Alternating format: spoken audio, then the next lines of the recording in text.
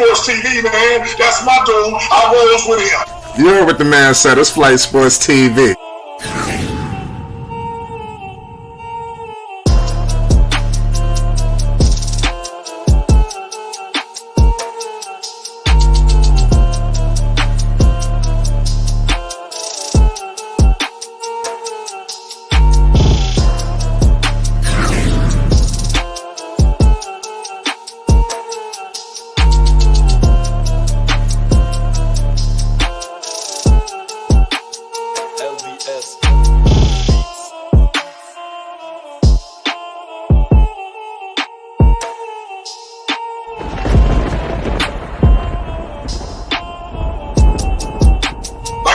Flight Sports TV, that's where it's at. Flight Sports TV.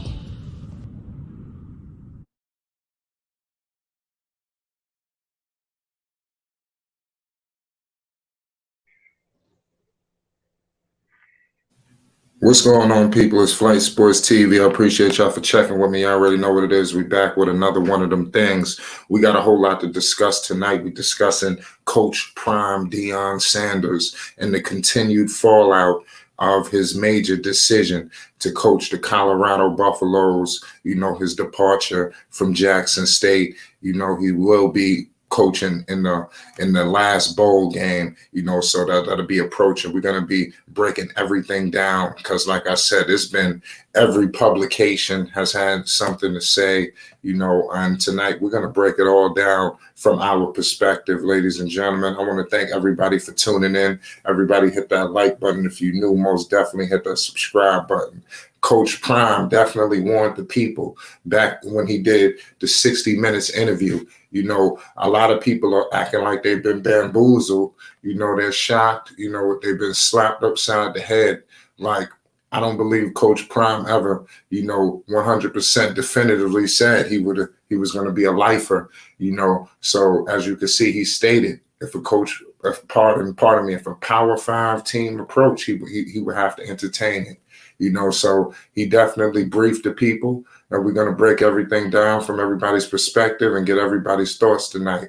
Listen, I want to thank y'all for tuning in. We got all access in the building. Dex, talk to the people. We live.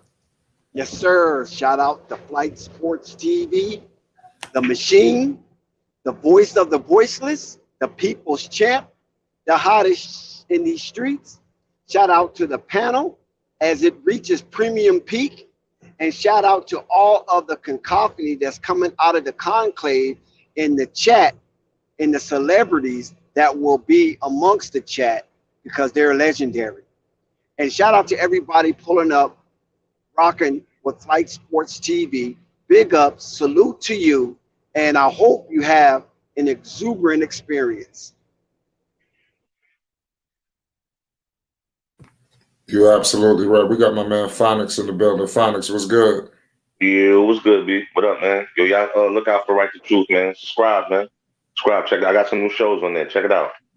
Most definitely. Everybody go check out Right the Truth right now on YouTube. You know, a great channel, man, on the come up. You know, so let's cut to the chase. You know, shout out to the chat. I see y'all rolling in here. Let's cut to the chase, y'all. You know, what's your thoughts on the fallout of Coach Prime Deion Sanders? Let's start with you, Phonics, man. What's your thoughts on the situation? You know, he's received backlash, you know, from a lot of communities, you know, including our own. You know, it seemed to be a divide here. You know, give us your thoughts on this situation with Coach Prime Deion Sanders and the fallout of his decision to move on to Colorado.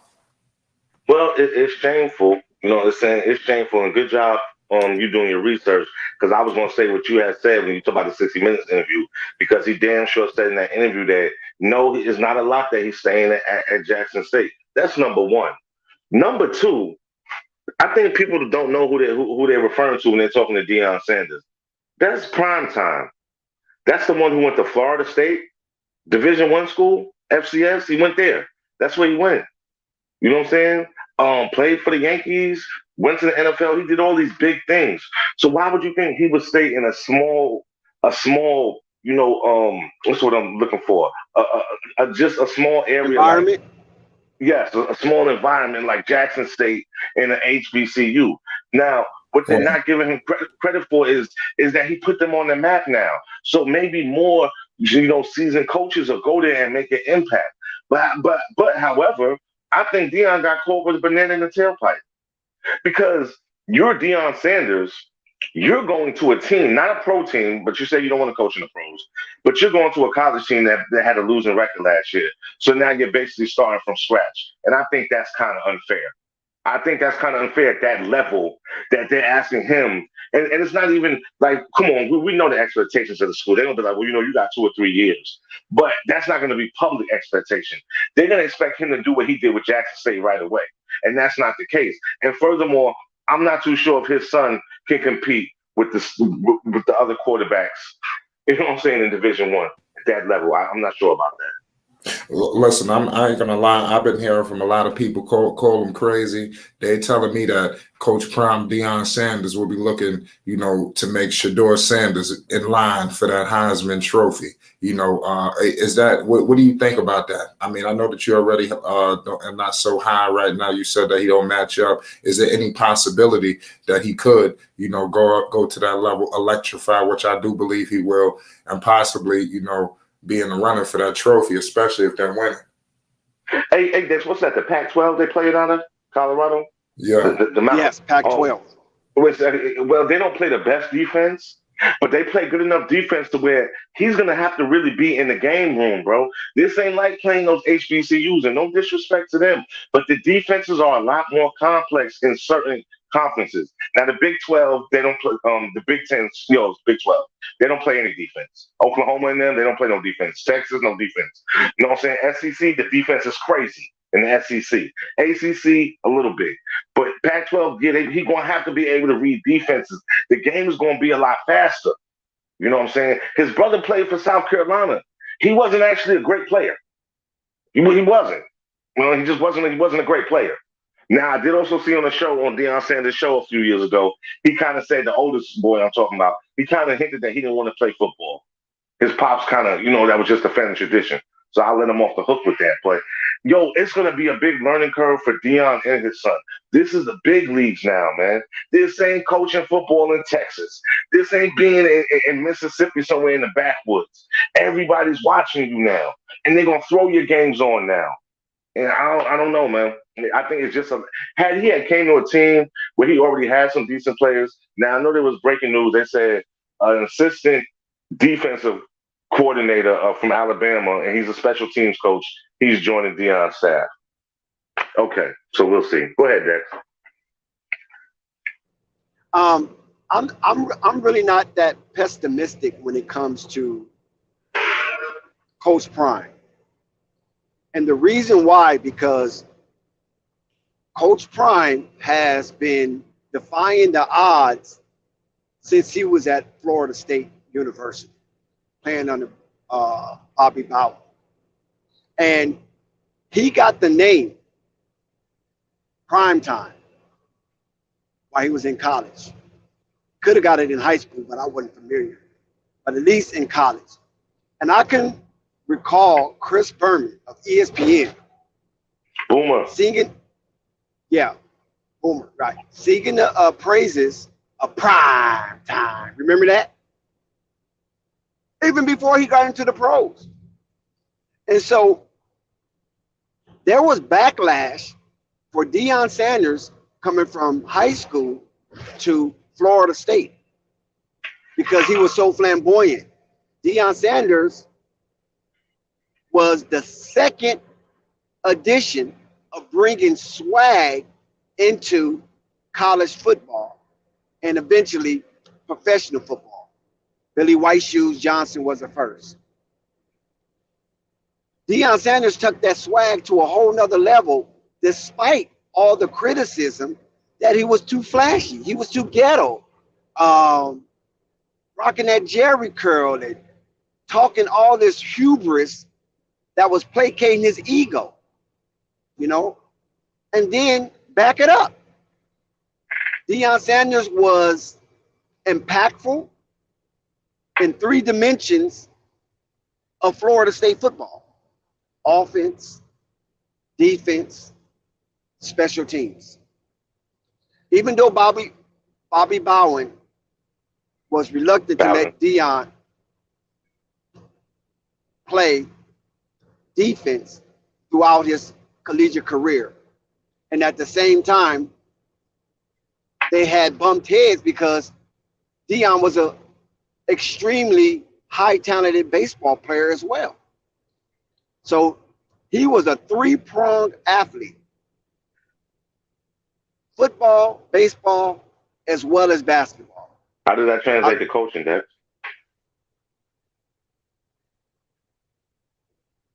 By him being a three-pronged athlete in collegiate football, showed that this man was multifaceted. And when he went to the pros in both sports, baseball and football, he's the only player that played in a World Series and a Super Bowl. That's history in itself. So that's iconic. He reached the pinnacle of two major professional sports. That showed how athletic he was, how gifted he was, and his level of IQ in navigating both of those sports in the same season. It wasn't like it was out of season. He played both of those sports in the same season and reached the pinnacle of both of those hard, grinding sport, baseball and football. Baseball more mental. Football is more physical. Once Deion retired from sports, he went into reality shows and the booth.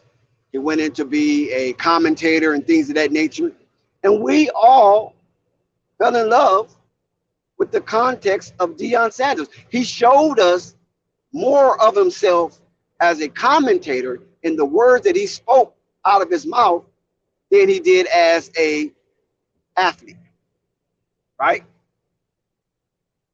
Now, the way that Deion Sanders was commentating the games, I'm talking about professional in college as a commentator, ESPN and other networks. He showed us an inside of his mind. And that's when people start calling for Deion Sanders to be some kind of a coach. But Who was calling for that?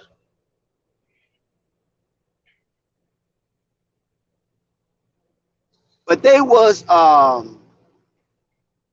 wanted him to be like in a Power 5 conference, or at the time the BCS bowl competition. They wanted him to be on the sideline of one of those established teams that was constantly in the BCS. But I guess he didn't have that kind of interest at that time. But we knew he can do it because of the way he commentated. Once his sons were born, and he was more into acclimating them into sports, to some degree, Junior, and some can say that he was vicariously living through Junior. You know what I'm saying? And that's kind of natural for a father for his first son. It kind of a natural inclination to kind of do that, and you definitely have to fall back. And he started his coaching career. Once he started his coaching career, Prime had got a reality show showing how he's coaching these young men and being a leader of men. And from that aspect of his life, something that he loved to do, he gets the call.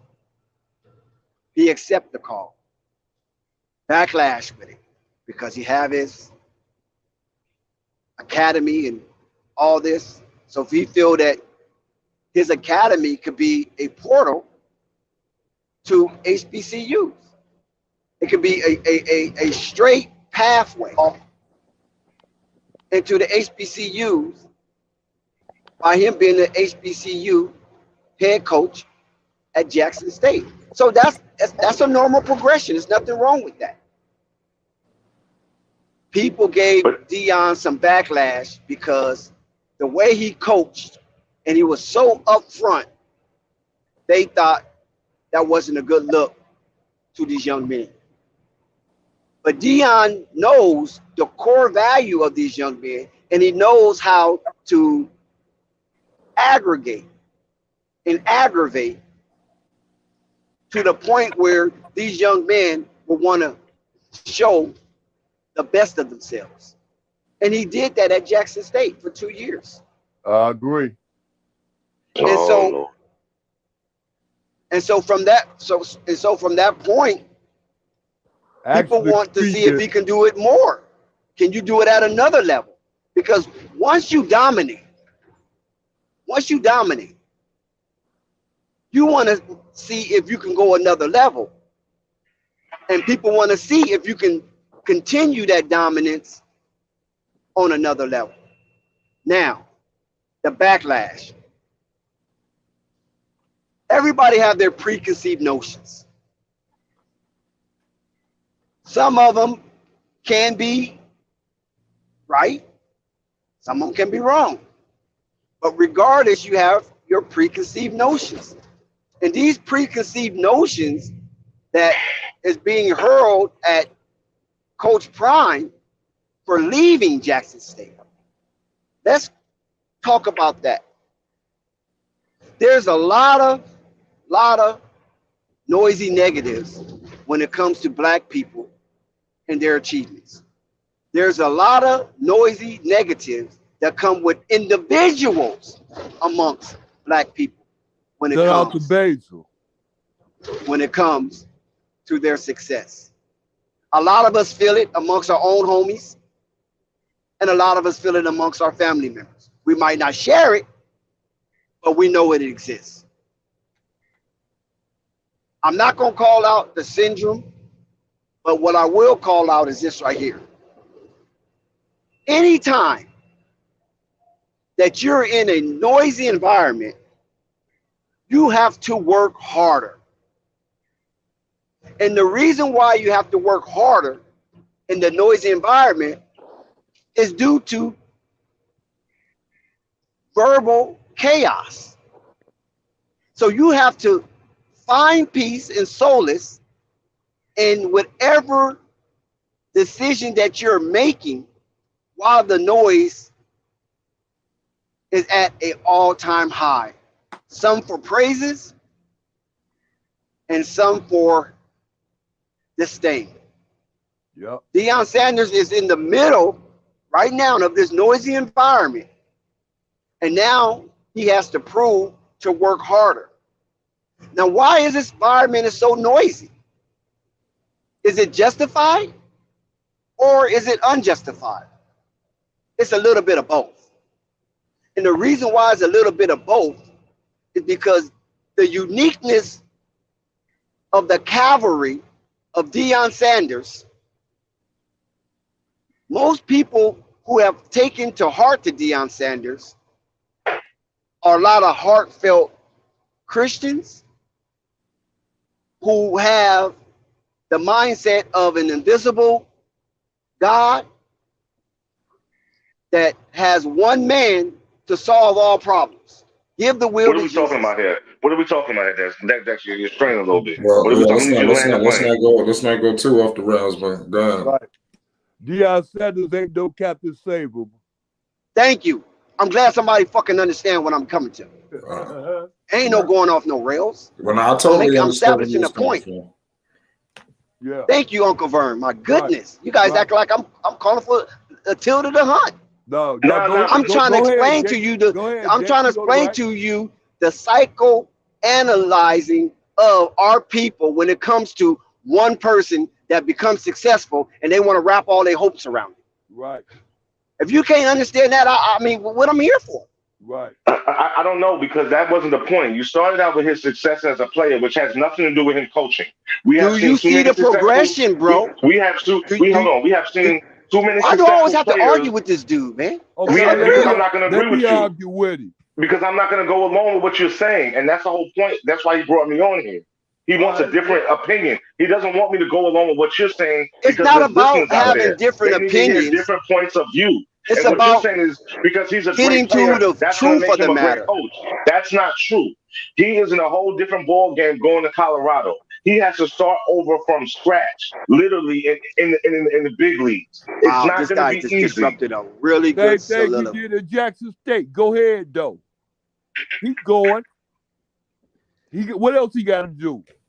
Don't We stop. got the legendary hoop jargon in the building. Oh, HBCU alum in the building. Shout out to Prairie View. Shout out to the legend Hoop Jargon doing big things. If you're not shout out to subscribed to Hoop Hoop Dog. Jargon and you rocking with SWAC football, I don't know what's wrong with you. This man right here is on the come up right now. And one of the hottest YouTubers in the game. Hoop Jargon, what's the deal? Talk to me. So what's the deal, man? Y'all talking about that shit I like to talk Yeah, about. yes, sir. Yes, sir. What's your thoughts on this situation? I didn't know they was just gonna that was gonna happen. I was really talking to Phonics when I said let's not go too crazy. But go ahead. What's your thoughts on the last soliloquy that was going on? We want to talk to the Prairie View alum. Well, it kind of came in and out on me. So what y'all say specifically? I got you.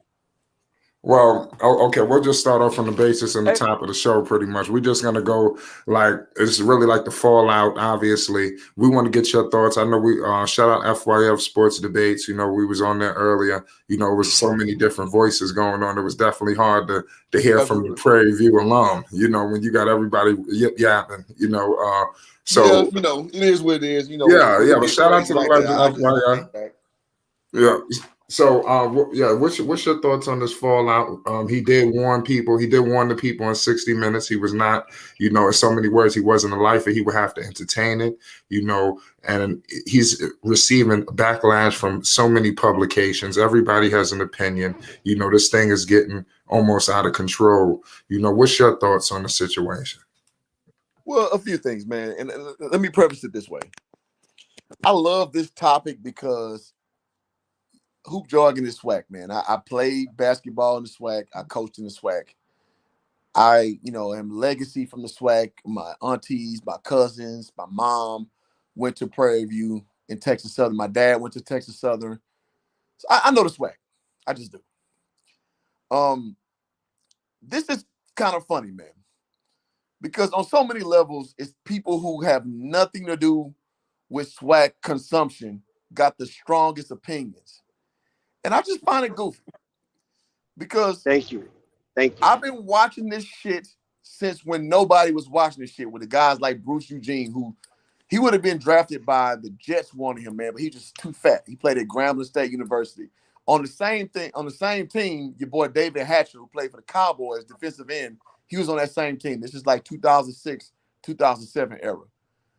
Tavares Jackson, the dearly departed Tavares Jackson, played quarterback at Alabama State, and he got drafted to the Vikings, and he played for the Seahawks. He was Brett Favre's backup, SWAC guy. And they had a lot of high hopes for Tavares in Minnesota. Oh, yeah. Tavares was supposed to be he was supposed to be the guy in Seattle, but a guy named, you may have heard of him, Russell Wilson, beat him out. Mm-hmm. So, you know, and let's talk about, you know, we can go Michael Strahan, we can go Jerry Rice, we can go Walter Payton, Aeneas Williams, yada, yada, yada. So I keep up with the conference because I care. There's actually a Prairie View receiver. He plays for the Browns. His name's Kadero Hodge. He played at Prairie View. He plays for the Browns. So this is my shit. just to preface the audience to what I love these conversations because they need to be had.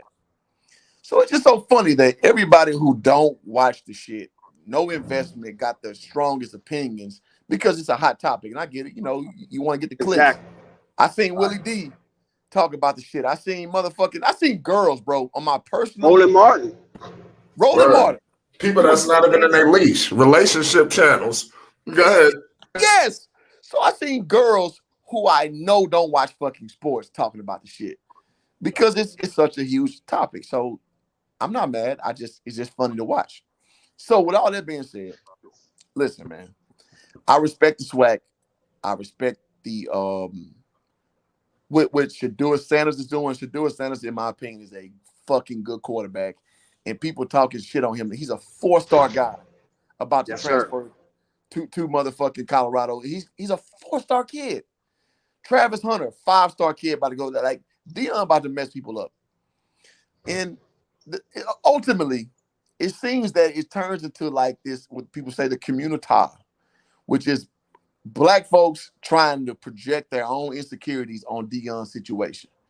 Listen, Right. this dude don't owe you, me, Flight, Dex, Come on. Vern, Come on. Phonics, everybody listening. He don't owe Come you on. shit. Rather you This said dude than I don't- said, because they interrupt me. Listen, and I'm talking from a SWAC dude. I love what Prime did for the SWAC because I Thank wish you, he bro. stayed. I'm a little hurt he left, but I understand. You left to a better situation. And listen, this dude has health issues. He had 3 toes, 2 Hey, toes. whoa. Go back Go to ahead. that. Because I was getting there. Go back to that health issue, bro. Yes. So listen, if you guys don't know, blood clots can kill you. It can kill you. Chris Bosh had to stop playing basketball because of shit. It can kill you. Brandon Ingram have this problem. Listen, this dude is 50 some odd years old, man. Like Come on with it. know. Come on with it, Hoop. You don't know if this shit is terminal. You don't know that. Come on He's with not it. gonna tell you. So maybe he's trying to expedite him getting to the highest level, not being a player. We don't know that. So let him do his thing.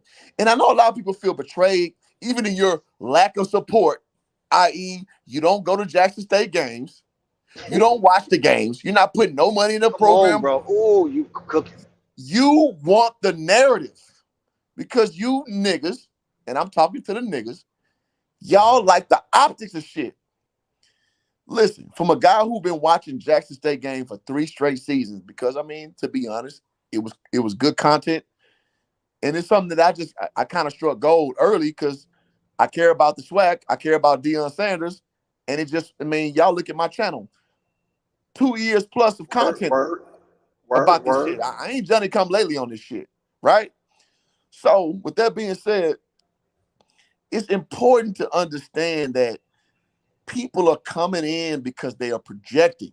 They're putting their own interest at the vanguard of this shit when they have no investment in this shit. And that's what me, the SWAC guy, that's what pisses me off.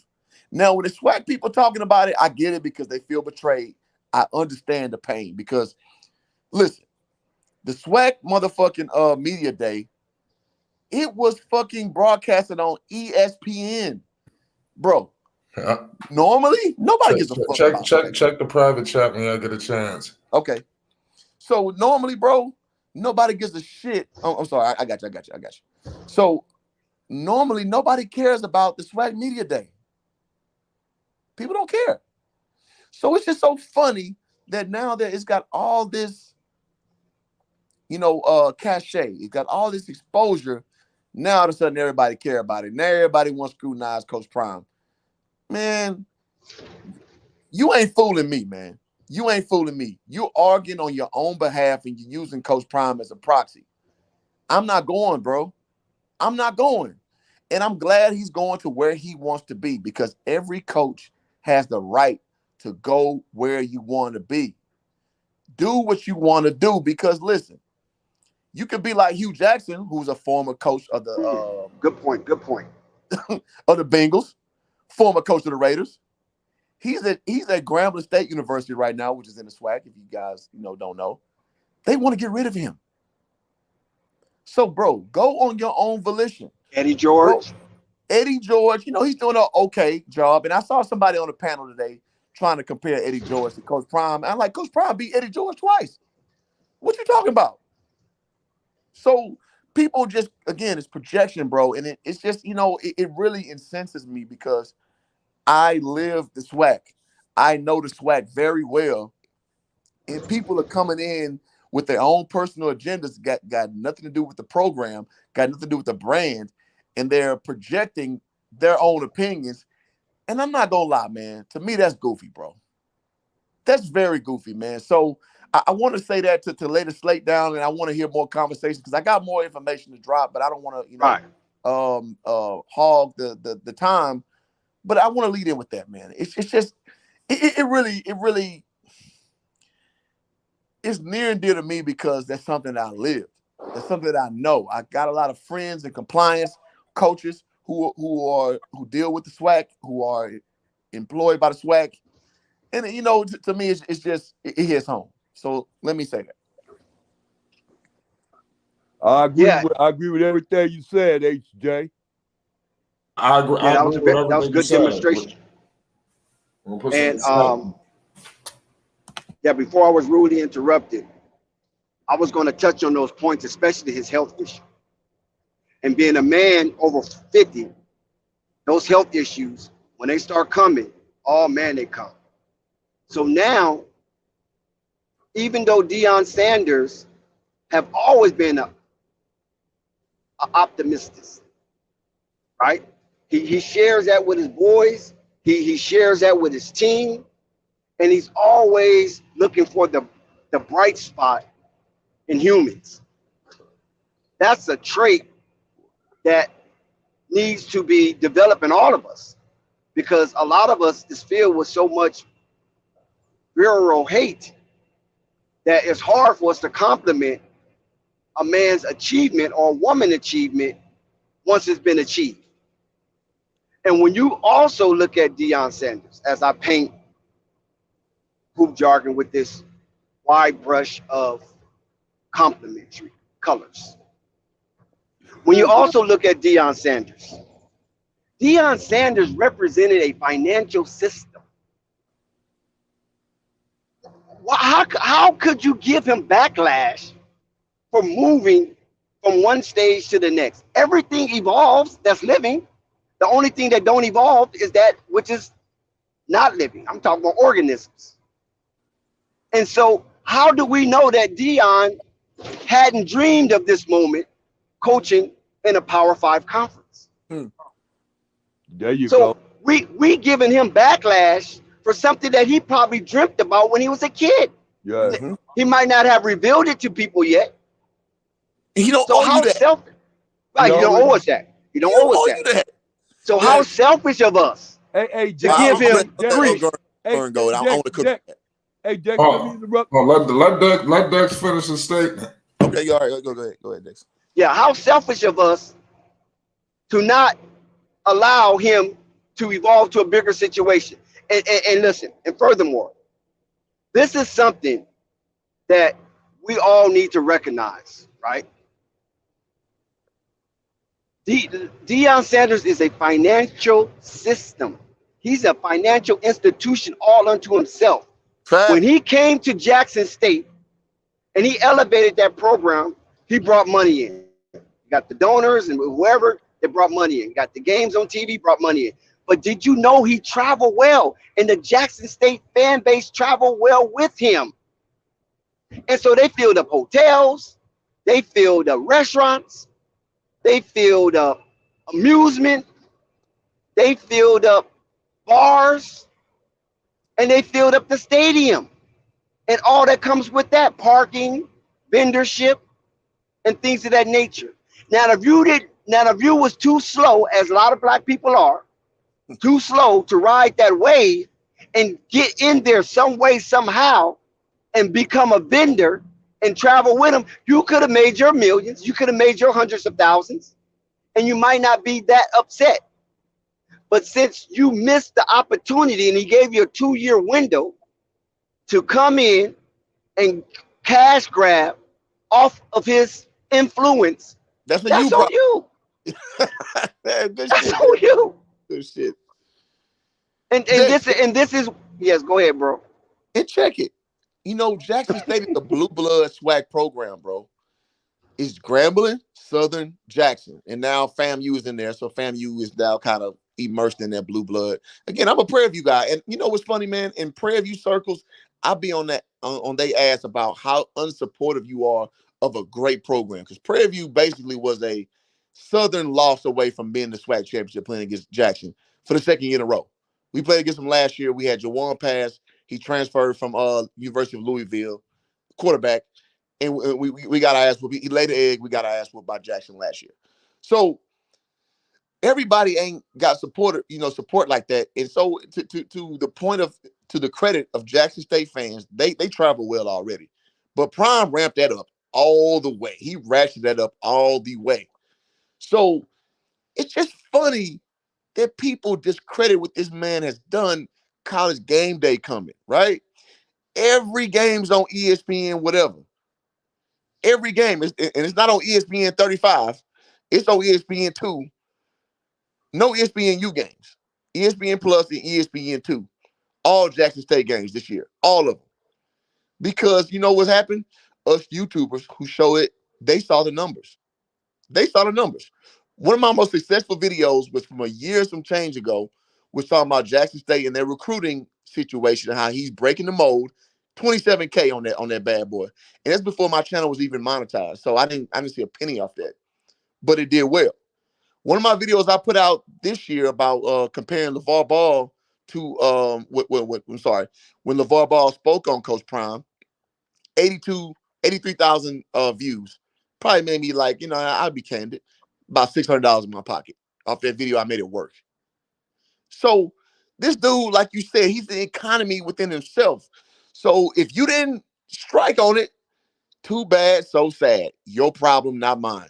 And it's just goofy to see all these people who got sour grapes when they weren't even invested in what's going on. And at best, you did it on the tail end. So it's so funny to watch this stuff, man, because I know the people who was on it early. And I give cachet to people who's on it early.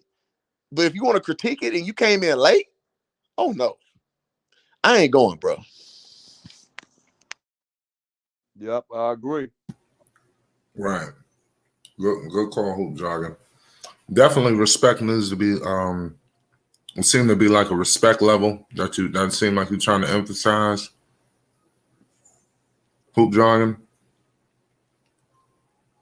Yeah, what's up? I said that it seemed like a lack of respect. Is that something that you're emphasizing? Absolutely. It's a lack of respect. It's a lack of knowledge. It's a lack of understanding. Like, listen, man. Again, I love the SWAC like, fat kid love cake. But there's a lot of challenges you have within the confines of dealing with SWAC stuff. Man, something we said, man, when I was coaching in the SWAC is like, man, only in the SWAC will you see some sugar honey iced tea like that. And I'm sure you know what I mean by sugar honey iced tea. Put the words together. So there's some challenges, man. In the program, you got to deal with lack of funds. You got to deal with NIG stuff. And I'm sure y'all know about what I mean by NIG stuff. It's like you wouldn't imagine, man. And I see a lot of people speak on this. You ain't went to one SWAC game in person. It's a different world. It's a lot of, pro-black stuff. And again, me, a graduate of a historically black college, I wear that like a badge of honor. I got my master's degree through my same school, Prairie View. But if I'm being honest, the stuff I saw at Prairie View, going on the road playing at Alabama A&M, going to Southern, going to Jackson. Dog, it's some stuff you'll never see nowhere else in this world because it's so left field. And I can't help but to acknowledge the fact that Prime, he more than likely experienced that stuff. And it's only so much of that stuff you can experience before it's like, yo, enough. And let me say this too. My guy, Talvin Hester, he's a head coach of basketball at Louisiana Tech University, at La Tech. So La Tech had recently produced Kenny Lofton Jr. So he's in the G League right now. Somebody got some feedback. Yeah, so Kenny Lofton Jr., has been like kind of a figure.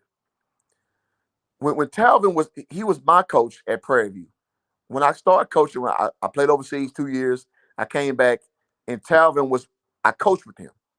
And what he said was, what people say is, hey, man, listen, if you stay in the SWAC too long, you're just not going to get the opportunities. So as messed up as it could, well, let me say this. Talvin is a graduate of Prairie View as well. So he loves the SWAC. When he was available to be a head coach, nobody wanted to bring him on as a head coach in the SWAC. So he went to San Jose State University. Then he went to Creighton. Then he went to Stephen F. Austin, the first school I went to. Then he went to the University of Houston, Texas Tech, Colorado State for a little small glimmer. And now he's a head coach at La Tech. I'm sorry. Before Texas Tech, he was assistant coach at La Tech. He went to Texas Tech as a assistant. Now he's the head coach at La Tech. And I just remember him telling me 10 some odd years ago, bro, if you in the SWAC, people not going to respect your resume. Oh, I remember him telling me this. who jogging? I got a question for you because I'm trying to figure out what they mad at. Is they mad because they want an all black school to beat how would I say a P? What they call it? PWI. PWI school, or they mad because he left? Because to me, what I'm getting from the whole situation is they mad because they wanted the HBCUs to move up, well, a black school to beat one of the whatever it is, PWI schools. That's what it is. What it is. I don't understand. I got you, Scott. Predominantly white institute. I know what it means, but I just couldn't get the abbreviations of it. PWI. So I know here's what black people want. They want a savior. They want a Christ-like figure to come and do all Thank the you. work. They want them Man, to come do all the work. oh my God, in a nutshell. Yeah. And that's the I ain't got to say nothing else.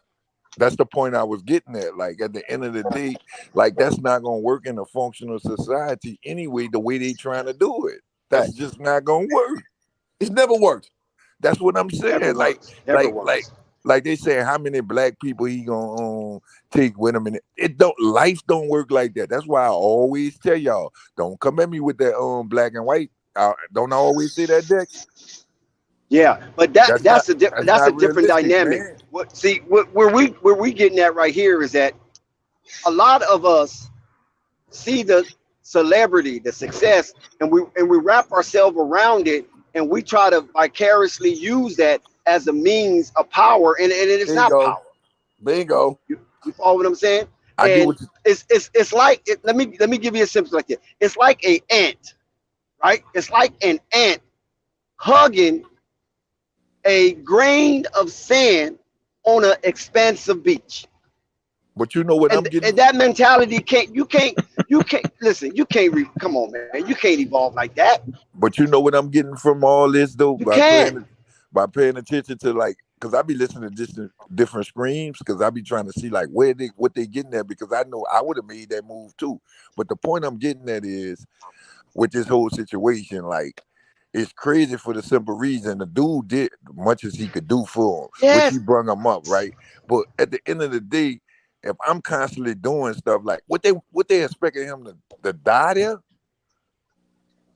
Yes. And not Thank just you. that. I mean, come on now.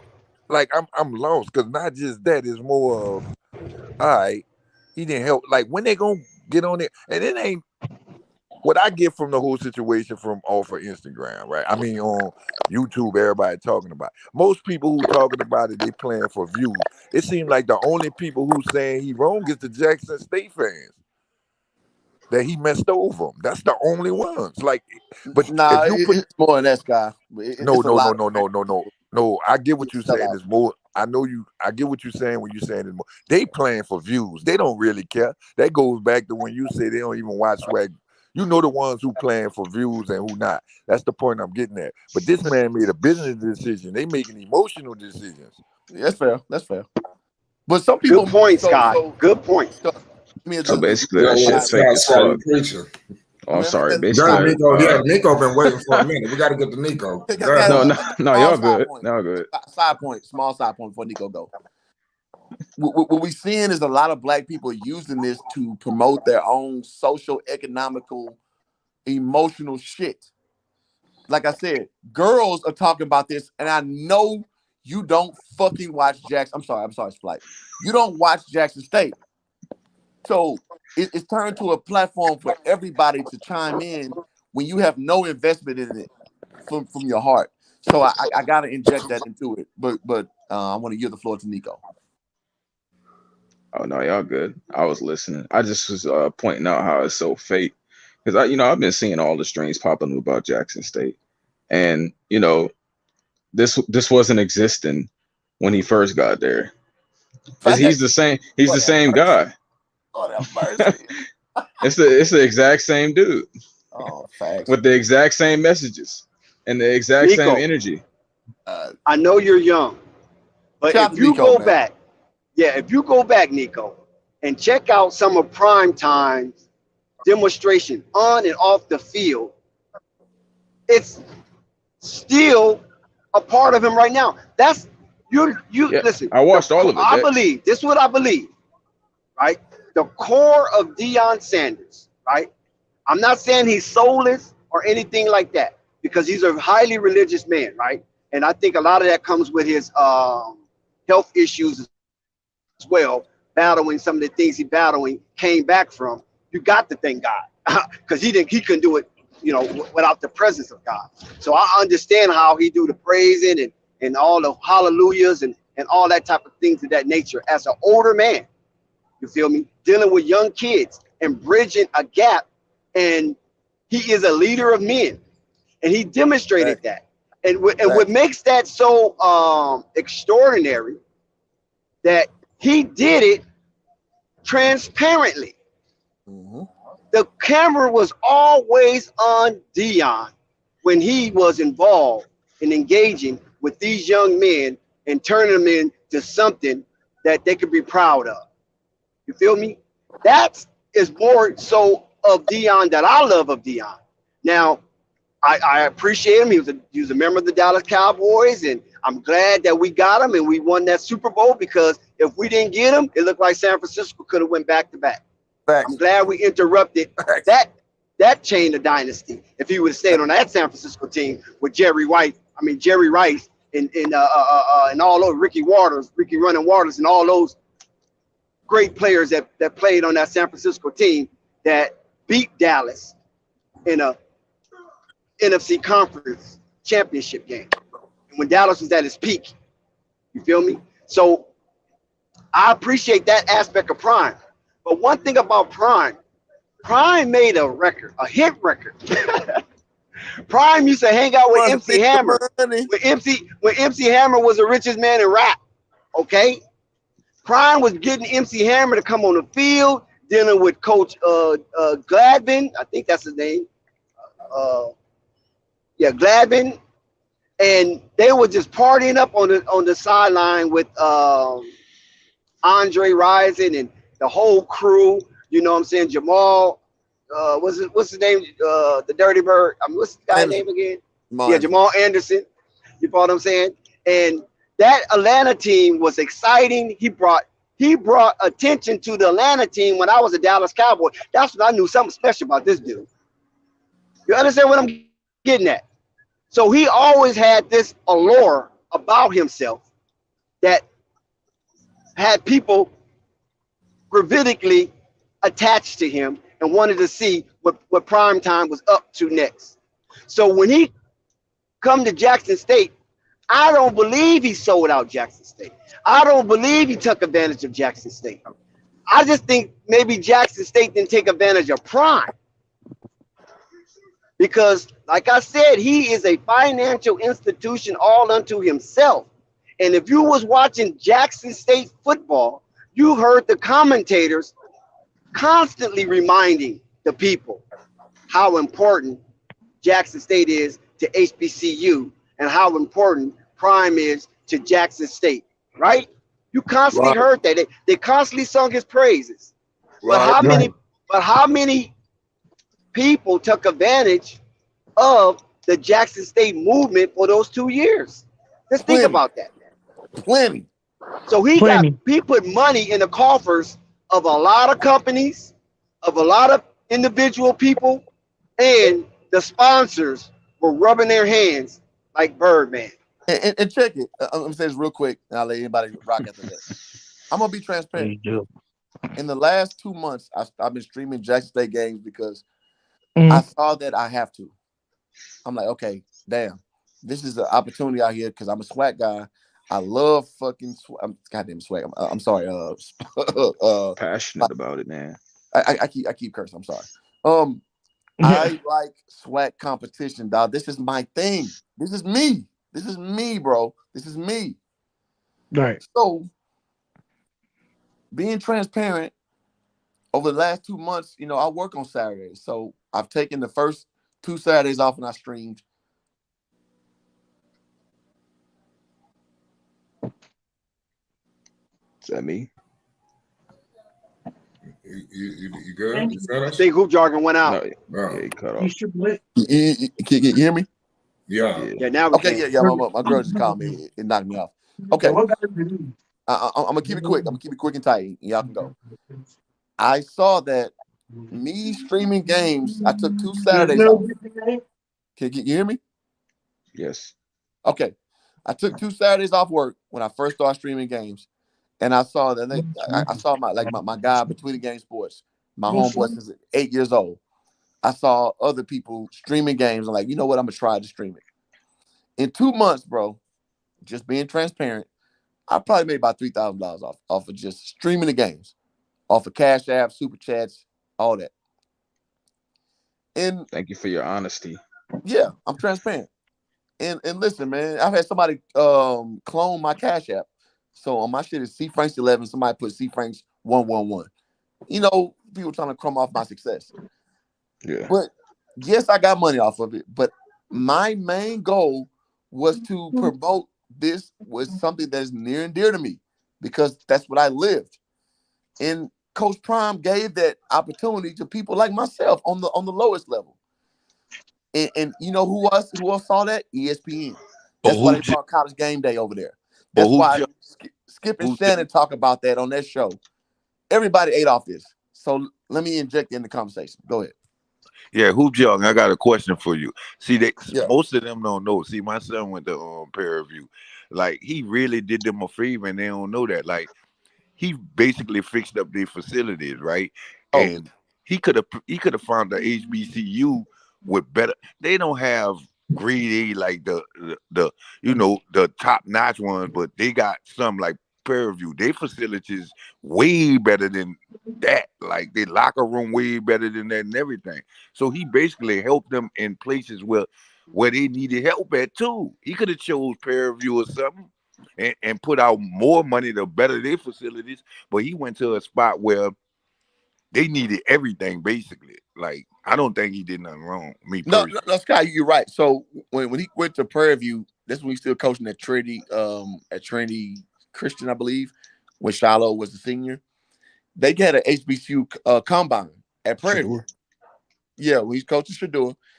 They went to Prairie View, and he was like, God damn, PV, I didn't know y'all had it like this. They have it like that, man. I'm telling you. Yes. Our shit was up there already. So he went to Jackson where that stuff now, Jackson State is a bigger brand than Prairie View. I'll admit that openly, outrightly. Oh, yeah, no doubt. No doubt. I agree with that, For too. the band alone. But the facilities were not there, though.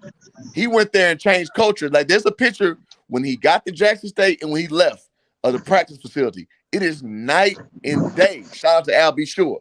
It's night and day. So, man, Prime did the so locker much. rooms, the jerseys, the helmets. You know them cheers they show in the LSU on that 60-minute interview. They got them in Prairie View. Yeah, in the locker room, they got that. And Prairie they got View the lights. top notch, bro. Yeah, I'm trying to tell them like he helped them. They don't know that though because they don't know about HBCUs, so they don't know. Facts. Like literally, when they talk about HBCUs, they think all the facilities like that. Nah, that one. And I put that on Jackson, just the state alone. Nobody else, because when you go to Prairie View in Texas, man, they stuff is not like that. The grass they cut, they have security. I know the water good, all that. Everything. You know what? Hey, Hoop Jargon, the fact that you say that, Deion said there's never in his life want to bathe in a pool again. Come on now. That's crazy. Deion said it's never in his life want to hear his son come in here talking about they cut a hole in my window. That's crazy. Man, that's a systematic problem. He figured that out, man. It don't take much. Like they talking about how he left them. They ain't even talking about, man, that's a systematic problem. He can't fix that. Hey, yeah, Sky, like, and I'm just, to add on to what Sky is saying and hoop jargon, and I want to ask you this question too, just, just straight up, because I know you have more experience when it comes down to HBCUs. So I'm really ask you this question, and we grown here. Let's just be straight up. Dion Deion Sanders is only facing the fight that he's facing because, and I quote, he left. If he would have stayed and got out the mud and built this team up, he would have been okay. But to everybody on this panel, though, if we're being honest, it's like, what can you do? How much can you succeed? To Sky's point, if the alumni who've been here in the past aren't even donating or putting money back into the facilities, let alone the people or any other alumni that's doing it. It's like we're not donating as a community back into these HBCUs, and neither are the alumni See, donating back to these this MCUs. So and how can we I got expect hoop him to? jogging, hoop jogging. You got to get them screen on that too. That's not yeah. true neither, because it's when the alumni donating, but the alumni donating to what they graduate off. Prime example: if I was in the band, right, I'm not about to donate to the football team for the band, so the band gonna have more money than the football team. Now you got to question yourself. How many people? Most of the people that's in the band gonna graduate. They ain't no professional band. So when they graduate, they get out, they get their degree, they get the good jobs, and that's what they donate to. How most football players don't even complete their degree. So if you ain't completing your degree or you won't go to the league, it's nothing to donate that's going to that program. But You but get it? So Prime is oh, okay. graduating guys. He's actually top in Mississippi. We talking all SEC teams included. His Exactly. guys are graduating. So He came in, had people graduating, and changed the entire face of their football team. But if they That's why I don't, was asking hoop jargon, like, because there's the whole narrative that you're not really donating to the football team, but it's going to other areas and stuff. So I'm like, man, when you donate I, to a school, I know this because I do it. When you donate to a school, man, you can put what area you want that money to go, man. oh, You don't. and That's oh, it. go ahead, but hoop jargon. it's a stat out saying like 17% of Jackson State graduates are putting back in that football program. Okay. 17%. So let's compare that to Texas A&M, who bought this team, who sucked. Shout out to Jimbo Fisher. They sucked, but the alumni did their job. They got the money and the NILs and all that, and they put a crazy team together. It just so happened that Jimbo Fisher couldn't. He couldn't coach. Couldn't get him over the hump. Yeah. And Right. what I understand is, man, But that's not praying, what's going on in Jackson, though. they praying on that man doing bad, right? Jackson don't have that Right. type of oil money. No, they don't. And fair enough. I'm just saying the money's not going back to the program like you think. That's all. Well, I'm saying. guys, Deion brought that up. Remember, he brought that up. Dex, if you don't mind, I got some breaking news on more of what Deion Sanders is doing. Breaking news: the Alabama 5-star running back, forgot his name, but an Alabama 5-star running back has officially transferred to Deion Sanders to Ooh, Colorado with Deion Sanders. hey, Man, see me that's personally, huge. hoop jogging. This is what they not realizing either, dog. And I So tell people this: I'm not gonna judge him till I see what type of offensive line he getting, defensive line, because you could get all them skill positions you want, That's fair. and you That's still fair. gotta play. That's fair. Yeah, I'm And he not got to judging. I do mean, a but left come on, tackle coming but in come on. 6'8", 330. But do you Man, know But what then, type but of then when a attention, 5-star kid come in, guys? Huh? Guys, do That's you know what type of attention that Colorado's going to garner oh since man, Deion is their new coach? oh I mean, absolutely. just Man, think about that. Oh, it's a graphic. That It's a momentum graphic coming out from already. Jackson State is going to the Power 5 in Colorado because people, it's going to be controversial because some people want to see him fail, some people want to see him succeed, and when you right. have that combination that's mixed, it's calls for an explosion in attention. So that program going to get a lot of attention regardless of if they win or lose. Oh yeah, man. Until It's about Deion to, have like if he have like 3 losing seasons, and then the luster probably will Hey, leave. nah. I hey, I give don't him Dex, see I that two. got Can you. I I ask got you you real something, Hoop quick. Jargon? I got you with I give exact him numbers. two. I got you with exact numbers. If you let me go real quick. So, Oh, you cut out. Yeah, he cut out. You cut out hoop jargon. You still there? okay, I'm cutting out. Uh, Okay, man. Okay, so Dex, I'm gonna send you this on Instagram. there's a exact diagram of what's going on with the program. It says 4,322,647 impressions on Colorado football since he announced this. 73,345 new followers. Wow. 49,000 was the highest single day purchases of Colorado purchases. So if you guys don't believe me, go to Colorado CU Buffs, I believe is the name of their Instagram handle. Yes, it is. They got that out there. The numbers are out, bro. Coach Prime, and I say this all the time, the Prime economy. I put it on my channel. Wherever he goes, bro, now it's the economy following him, bro. Yep. Absolutely. Bum ass backup quarterback has a job with the NFL Network from last year. Bum ass backup quarterback has a job, but just because he's associated with Coach Prime, he was at a bigger university. I think he was at I forget the school. It was the small FBS school. He went to Jackson State. He was a backup quarterback, and now he has a job because he's associated with Coach Prime. People can cap on these dreams all day, no problem. But the real brass tacks of it is he's his own moving economy, bro. It is what it is. Look, and like I said, hoop jargon is that we as black folks, and I'm including myself, even though I don't think like this, we are like an ant holding a grain of sand in an expansive beach and thinking that we own the whole beach. Church. Instead of looking at the blueprint that Coach Prime left for all of HBCUs, not just Jackson State, for all of HBCUs, how to talk to the players, how to get them, motivated. I'm not saying these other guys don't do it, but Coach Prime was transparent in what he did to show you that he has a formula of success that works with young black men who people in the political world call them super predators. This is a dynamic that is special. This is a trait that should be celebrated. When you have somebody take their time and talk through players, right? That coming from a HBCU, from a college that they don't just ring bells like Prairie View, Grambling, Southern. You follow what I'm saying? Alcorn State. Southern, Alcorn. Yeah, facts. You feel me?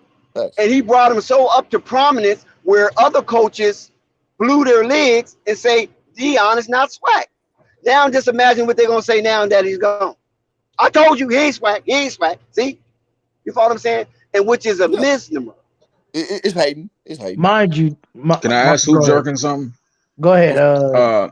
From a content creator perspective, how many people right now do you think are fake outraged just because that money line is cut off? If you just had to give a percentage, all of them. I would say at least 60%. All of them. That's a good question, Nico. Because that's all I think about when I'm seeing all these channels, and y'all pretty much know everywhere I be. I just think it's all about the money. I told these people you that, are not upset about this. Man, I told you that they don't care. It's all this fake black power, and they don't even know how the infrastructure of reality works. And look, it's not only monetary; it's emotional investment that they halfway invest in. Say that again, Hoop Jargon. It became emotional when them checks start coming. Hoop Jargon. This is something I wanted to say too. Because a lot of people ain't seeing money like that. Check this out. He did leave them in a better space too. Because guess what? Absolutely. This what I mean. This what I mean. If they smart and they got any type of intelligence, by them losing, they supposed to play off of what. By them losing, any publicity is good publicity because the spotlight also gonna be on them based off of him leaving. So what Jackson State gonna do that they gone now? Listen, here's the spotlight still on them. But everybody won't know how they feel, man. The spotlight still on them, man. They're pouring out emotions on both sides. They don't have to stop covering Jackson State, but they think about the bread. Exactly. Those are two dynamics, Hoop Jargon, right? So let me say this. That was a good point, Nico. You're gonna see who really about the shit, because I'm still gonna stream SWAC games. I'm gonna stream fucking Colorado games. I'm sorry, SWAC. I being flight. We good. Me and Flight talked about that already. We just got to get it right. That's all. Look, quietly, this is about to be the new norm. So I'm just. I'm gonna tell you right now that Buffalo stuff is gonna be really difficult because you know what I'm saying. That CR is already established. Dex, can I tell you, Dex, in hoop jargon? I'm telling y'all, man. I'm gonna still do Buffalo. The amount of transfer portals and the beef. I'm telling you, hoop jargon.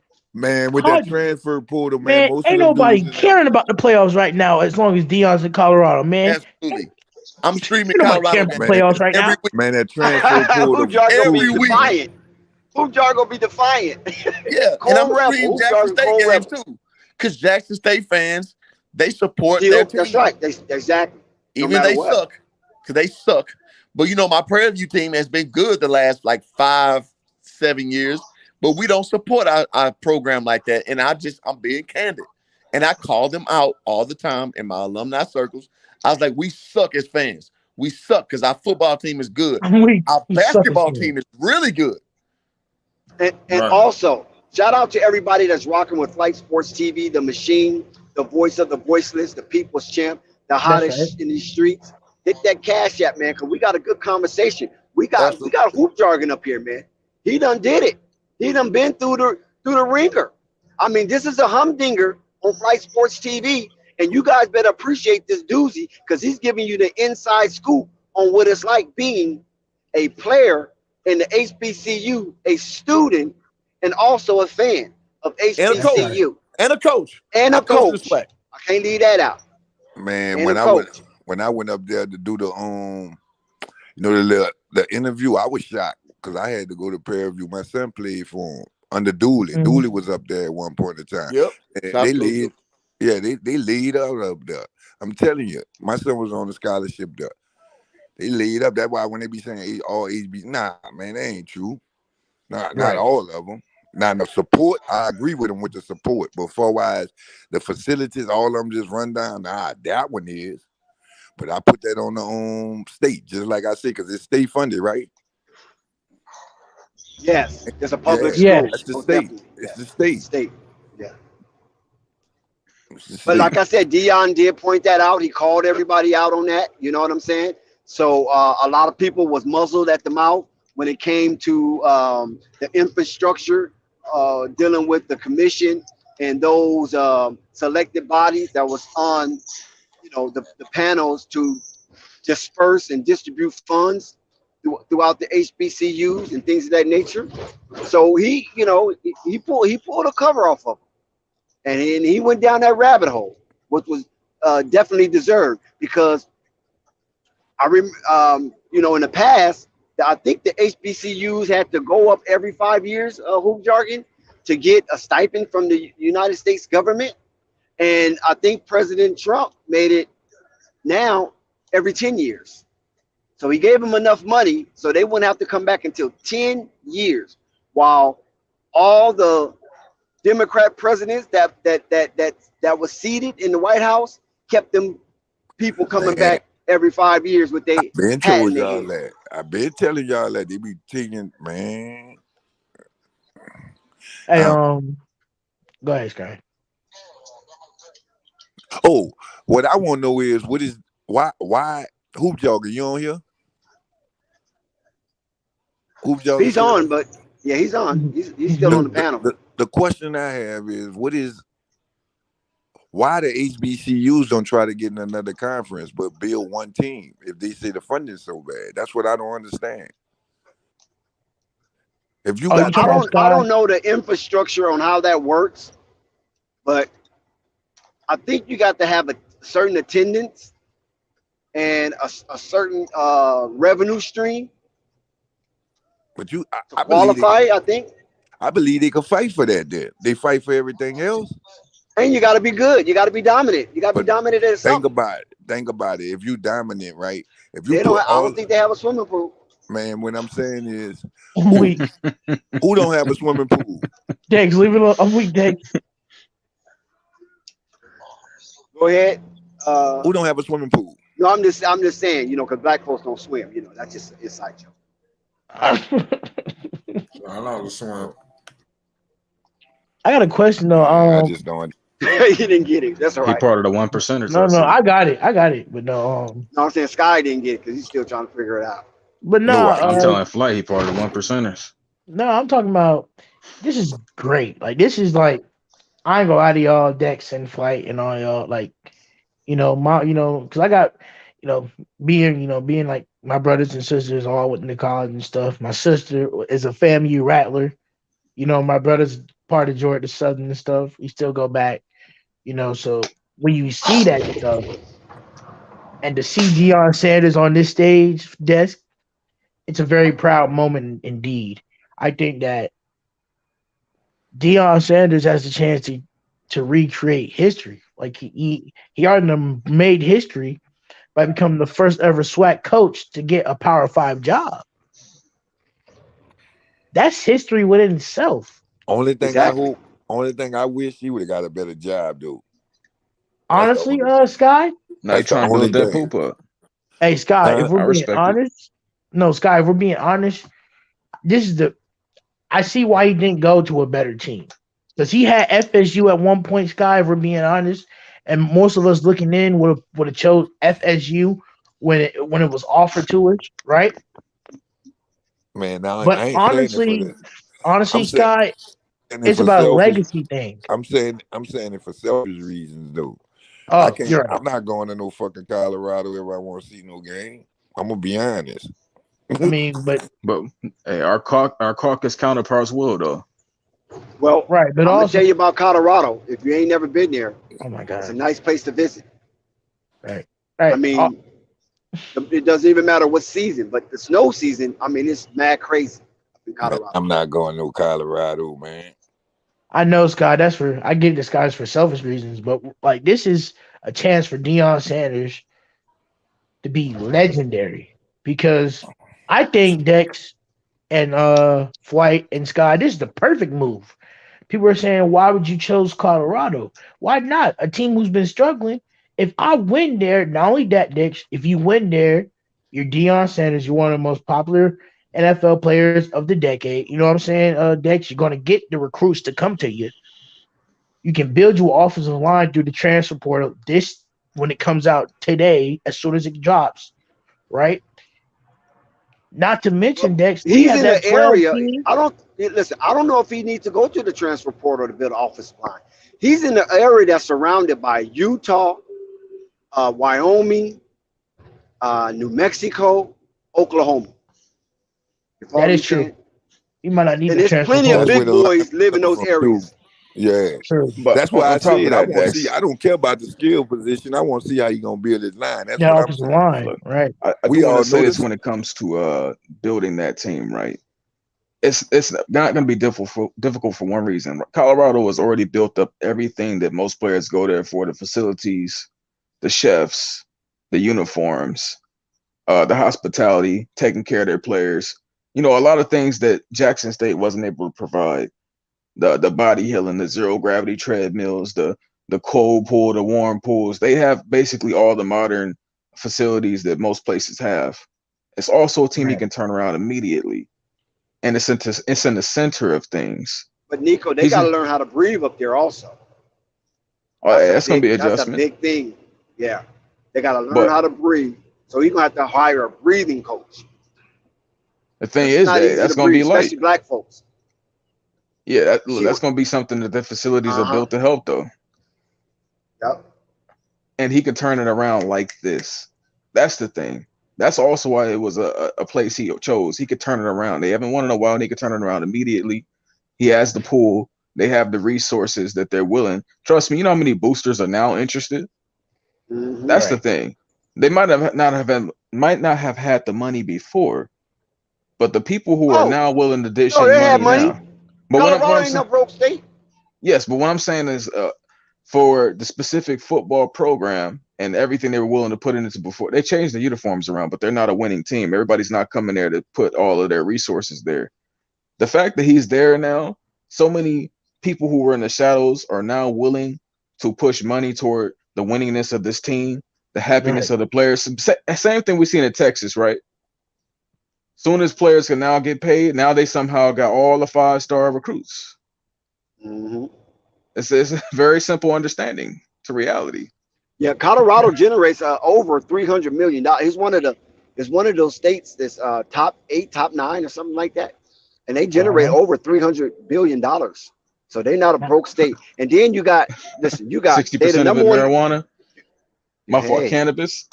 hey, you know what I'm saying? And they building, and I'm telling you, they building in Colorado, and they building in that Denver area like crazy. It's like the 8th leading state with the median income, and it's like $70,000.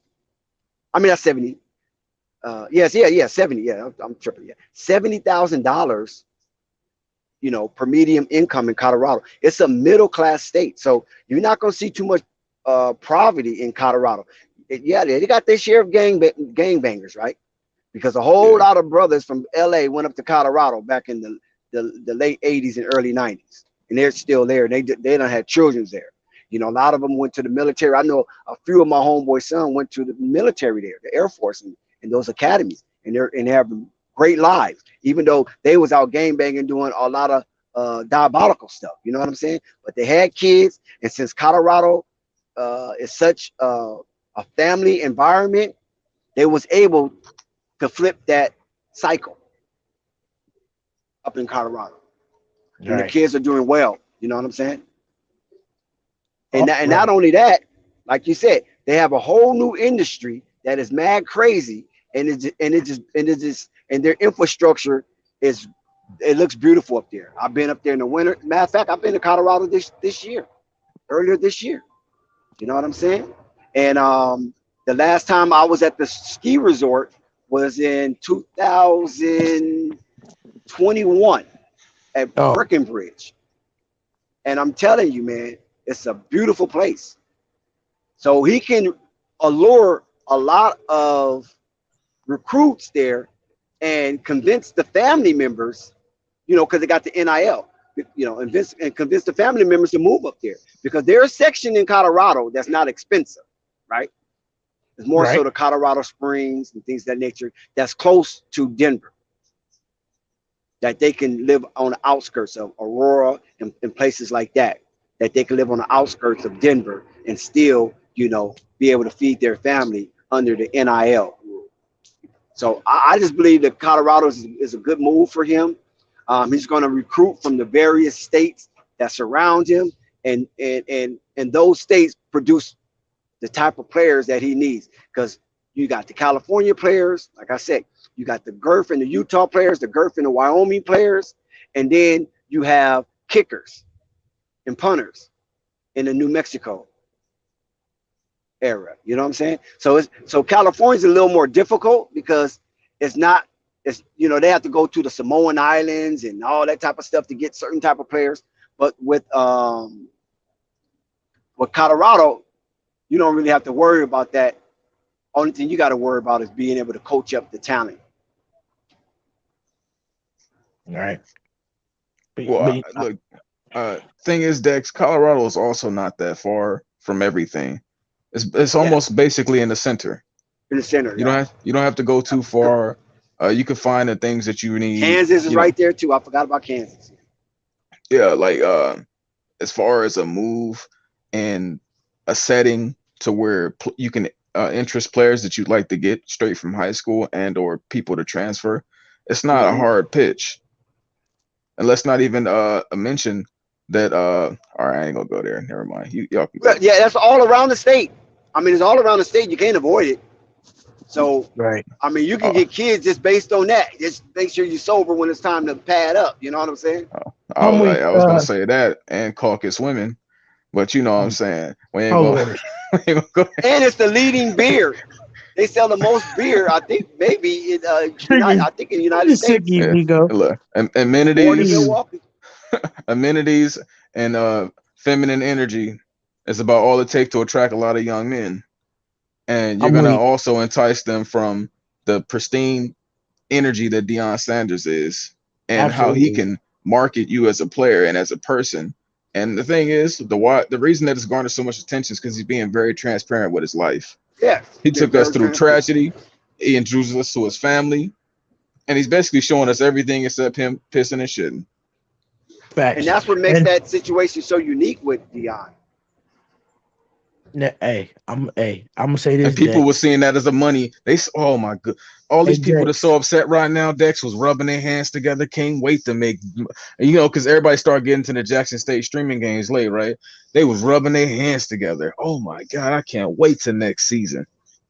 They was saying they was looking at check. I can tell you that he helped everybody that got involved. We was booming on it, and we was booming. You know what I'm saying? And it was delectable to Flight himself. You know what I'm saying?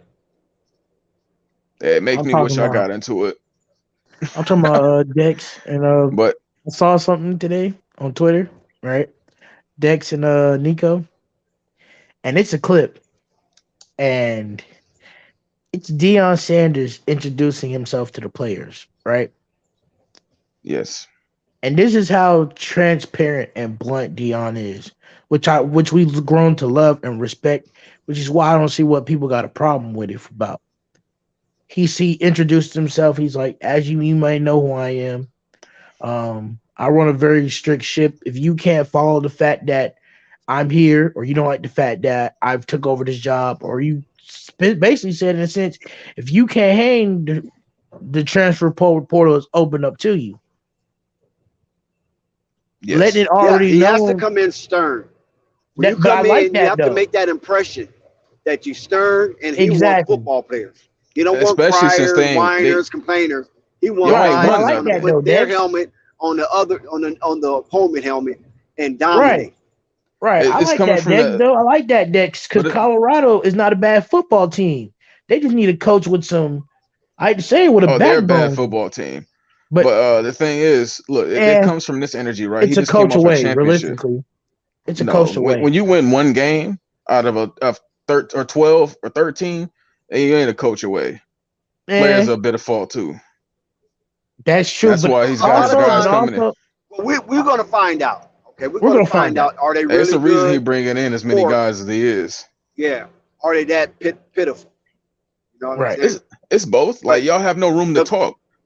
This dude just won a championship. But the ghetto colloquialism saying that he sold out.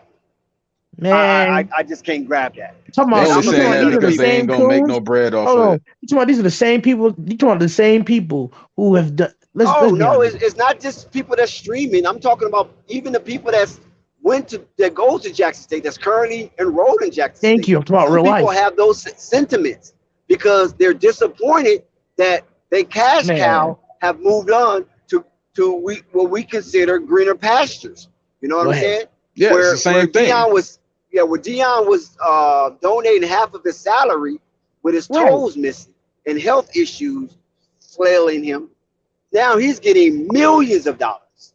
Hey, Dex, let me ask you a question. If he have a winning season, he's going to make, he's going to make a booyah lot of money. He's going to have generational wealth. Because like I said, we don't know his financial situation. So we shouldn't be hasting to criticize him and deprecate him in the way that we're doing when we're seeing that he is a leader of men, and especially young black men. So regardless of if he never made a dime for Jackson State, if he can impregnate the minds of young black men and make them it's no pause.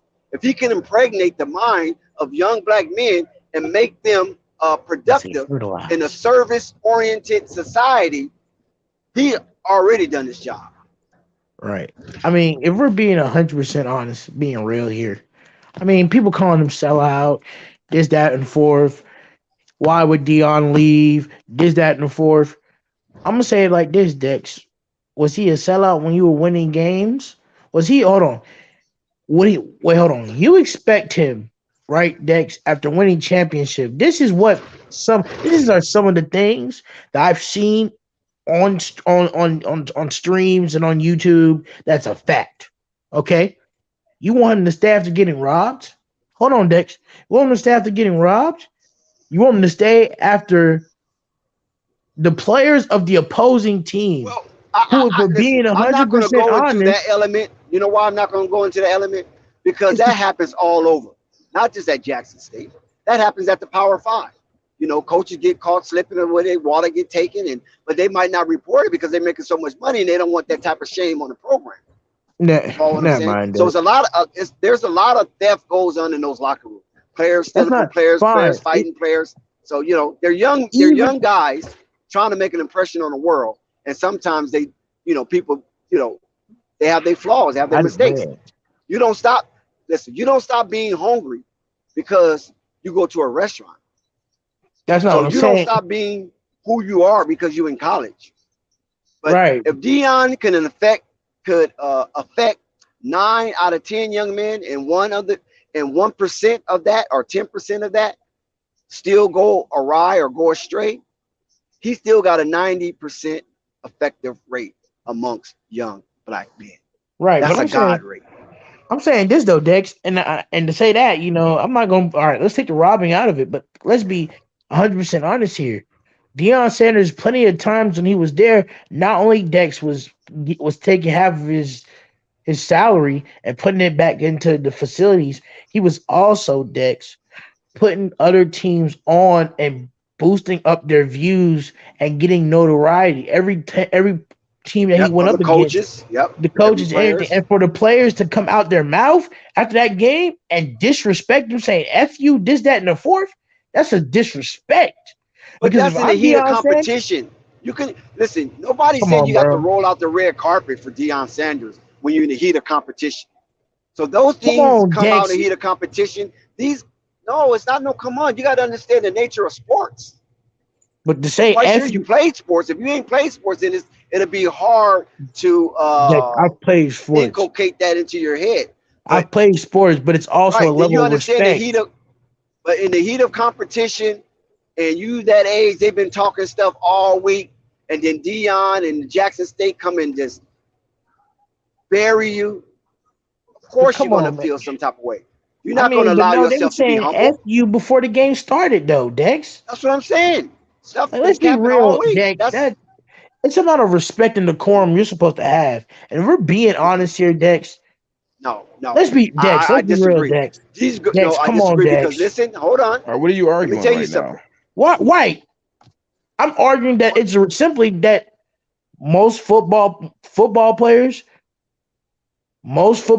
who've played football at any level would know that no matter what, it's a respect aspect to it. Like, you don't say F you regardless. Like, That if happens I all the I'm time in saying that realistically, if a baseball. element is person was to always say F present. you, bro, You act like It- these are choir boys. These ain't no choir boys. no, it's always happening. Trust me. Yeah, It's they very just rare don't you like come it. across it. It's very rare you come right, for sure. across a team that isn't trash talking or saying crazy Of course. ish. It's a difference when They I steal each understand the other's. trash talking Listen, aspect, but I'm saying, bro, they come on, man. They could them. listen. They It's steal each still other's. respect value in football, bro. But that's You normal make though. the game. Don't disrespect. You can talk trash, bro. Come on, man. Don't disrespect the I game and call it out understand his name, bro. That's what you're trying to disrespectful. say, but all I'm saying in reality, that's that's being All right, man. optimistic and That's everything. the But issue.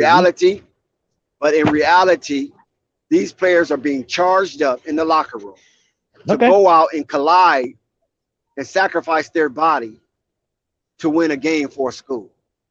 So if you ever been charged up like that, sometimes you don't know what your mind gonna do when you're out there on that field. I'm talking about young men. I ain't talking about the professional because they already know what it is. They get paid That's what I'm for talking it. about. Young You know what I'm men. saying? I'm talking about these young men. They out here to make a name for themselves. And sometimes certain characters get exacerbated and they might cross the line or exceed boundaries, right? But we're not saying the whole team does that. But we're saying that there's an element of football that is very ugly and shameful that the cameras don't always catch. I mean, we know there's trash Dex, talking. football You is see what about happened to Richard Sherman, right? You see that episode with Yes. Richard Sherman? You see the episode with Nick Saban? I mean, it happens. Yeah, it happens. Dex, I mean, we I'll say seen this. Richard Sherman talk so much trash that he literally got slapped in the face by all pro Trent Williams. Trent Williams is 316 pounds, and he snuffed him. And Trent and Richard Sherman walked away smiling. We know that aspect again. You're gonna trash talk, and people are gonna lose their stuff. People are gonna fight on the football field because They even fight in professionals practice football. Either no matter what, these are still professionals. Teammates. That's what I'm trying to explain to you. When you I charge up understand the that. mind like that, you know, because I've been in those situations, but it was only high school. When you charge up the mind like that, if you don't have the aptitude or the IQ to be able to level some of that out, you're gonna be getting penalties, holdings, That's what I'm clippings, saying. hitting below the waist. You know what I'm saying? To be honest, But Dex, see, look, high school is not Dex, much forgive different me, than any Dex, other because I level. play high school. Forgive me, Dex. I play high school football I'm just telling you what I play. down there in Yeah, I Florida. already like who Right. jargon them. They So play professional. But I'm exactly. just But saying when I was playing, A1 my played coach told me, professional. you know, my coach was, you know, there's and it's probably certain coaches. If And you're anything, right, it's professional. It's coaches. even worse. Right. You know, Yeah. coaches charge them You up and might have hit tell them, you somebody, know, girl, some types of, you know what all I'm types of saying? stuff. Right. Coaches tell you, get you charged up. But there also are certain coaches out there that tell you, hey man, you don't have to do all that talking. We go out there, you know what I'm saying, Dex. We shut up and we go out there and we let our play do the talking. We let the talent do the talking. You know, and it's certain, and then Football's a little different in basketball than baseball. You might can, say all that. You don't have to do all that, you know what I mean? But whatever it is to get you motivated, the coach is going to co-sign that. Oh, I know. So, So I'm not trash saying talking that. get you motivated, then hey son, trash talk. Get into their heads. Right. But you know what I'm saying? when Especially you're if you're trash passionate talking about the to sport, it's gonna happen. right, It's gonna happen. when you're Right. It's gonna happen. Some right, people quiet, some people not. I'm pretty sure, God forbid, there's plenty Yeah, of I mean players their once job it is becomes a to job, listen, their job in college, high school on up.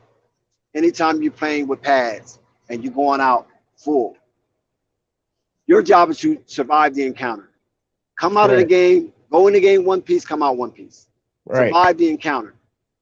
But sometimes that's not the case for everybody. No. You follow what I'm saying? Right. So you're gonna, even though you're being charged up, you're gonna have to know your limits and know your boundaries because that's your body that you're sacrificing. That's and all I'm colliding saying. with other people's bodies. That's all I'm saying. But you always have a few players on that team that go all out, and you'd be like, "Come on, man, chill out a little bit." You know what I'm saying? Look, in the sport of gladiators, some people And ready to die. and It's Dex, and very it don't simple. even be the star players. It be the second stringers or third stringers with so much energy. Like, yo, bro, chill out. Like, yeah, because they're that's trying what to I'm make a bigger saying. impression. And stars often And that's don't what I have to say appreciate much. right. And that's what I appreciate about Coach Prime is that Right. he could charge his boys up, but they all come out in one piece. Exactly. They might get a little nick here or there, like, in the course of combat. It might get a little, but you don't have no real severe injuries. So that means he conditioned his players well, they train well, and they execute well. And that would get you jobs or get you called for jobs at the higher level. Because people notice that as well. It's not just your celebrity, but it's how you condition your team in order for you to continue to dominate your league. Absolutely. Domination is domination. You know what I'm Right. saying? I don't care if everybody got 1 foot. If everybody out there with 1 foot and you coaching a team that's 1-footed and they're dominating all the other 1-footers, then they're gonna say, "Whoa, damn, what can he do with 2-footers?" You know what I'm saying? Yeah. Nah, but I get you though. I get it. I understand. But it's a lot to talk about. I'm happy for Coach Prime. He just did what anybody would do in that situation. Dex, which is just on to bigger and better pastures. He can't get mad at him. I mean, that's what. at him for that. Listen, this is what America is about in a capitalist society.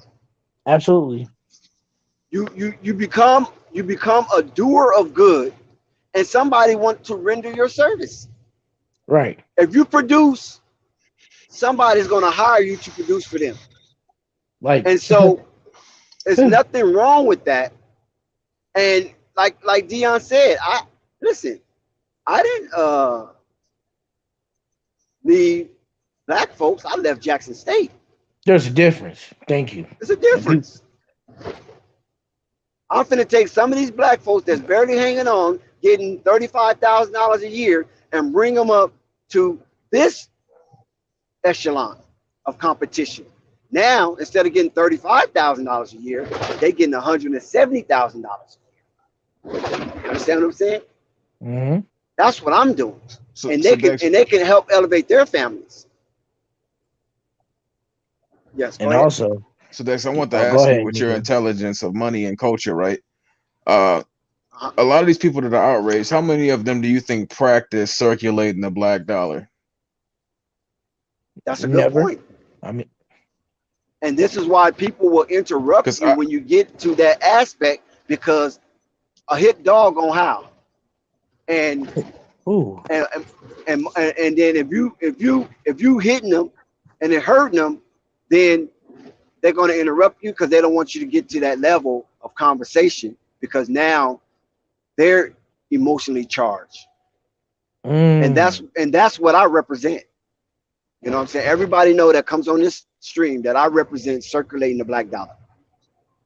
Right. This is why I garner support for Flight throughout his streams. Support. You know what I'm saying? He's giving you a service, support. We don't have to agree on everything, but just support, because he's giving you a service, a platform to express yourself. You know, I sometimes I have to be constrained because we get a little bit indignant, but I understand. You follow what I'm saying? And that's what it's all about. And some people who Nico is referring to, in general, not nobody specifically, but in general, they won't support because it's going to a black face. Specifics out there, though. You know what I'm saying? It's going to a black face, and they don't circulate with black. Yeah, go ahead. I was going to say, the reason I bring that up is, right, a lot of black people do want us to have. A lot of black people do want us to have the money circulating completely within the community, but I don't think they understand that a lot of this infrastructure at the collegiate level and the professional level, the ultimate consumers of our physical gifts are not us. We're only 12% of America. The most consumer, well, we already know. We ain't even got to go into that specifically, but the billions of dollars that's generated. You know, I heard a point. But that number doesn't matter. Somebody said we should have, it doesn't matter. It doesn't matter what our per capita is. What matters is our mindset. No, it doesn't, because just think of Asians. Just think of Mexicans. Mexicans was a lower minority than blacks, right? And look at their numbers. But they came in and really broke bread together, and they also have a lot of offspring that black people refuse to give us, because they came in with a little bit of numbers and they procreated completely, with or without money. And you can't even get a black woman pregnant. No, I disagree. It's not that they procreated the way that you say they did. Their country is bordered to the United States. So repeat that. Yes, but I lived next to them and seen some decks. Come on, Toxic. Go ahead. Oh no, I was saying I lived next to one and seen it, right? I remember being a kid, we had neighbors, family, friends, and whatnot. They ended up selling their house on 48th and Normandy. Had some Mexican. This is the first time I ever really seen Mexicans in my life. That's when I knew something was changing. Shout out to the 40s. Yes. Some Mexicans moved in, right? It was about 4 of them. 2 dudes and 2 women, as far as I can remember, and probably a few kids. So I didn't really count them. I'm talking about breadwinners at the time. Between then and now, it's about 25 people in that house, Dex. From the past 2.5 generations that they also brought from. Some came from Mexico. Well, trust me, they had some people come through, but everybody came through. They bought cars. They did odd jobs. They invested money, and they had children. Since then, my grandmother has 1 offspring of her lineage. You're lucky, Dex, to have as many grandchildren as you have. But a lot of our grandparents don't even have great grandchildren, and they're still alive. They probably got 1. Like, we have like 1 descendant. Nobody got kids. Well, and nobody's trying to have kids because they look at it as Yeah, as a stopper, yeah. As a burden. They say money, right? They say, oh, I want a certain amount of money to have children. Mm. Mexicans came through and didn't care about that. They built the money with their children. Well, Facts. the And not key is just you that. have your Oh, kids go while ahead, you're go ahead. poor. Yeah, you have your kids while you're poor. Yeah, Don't try to have kids while you got money. You know what I mean? You have your kids young.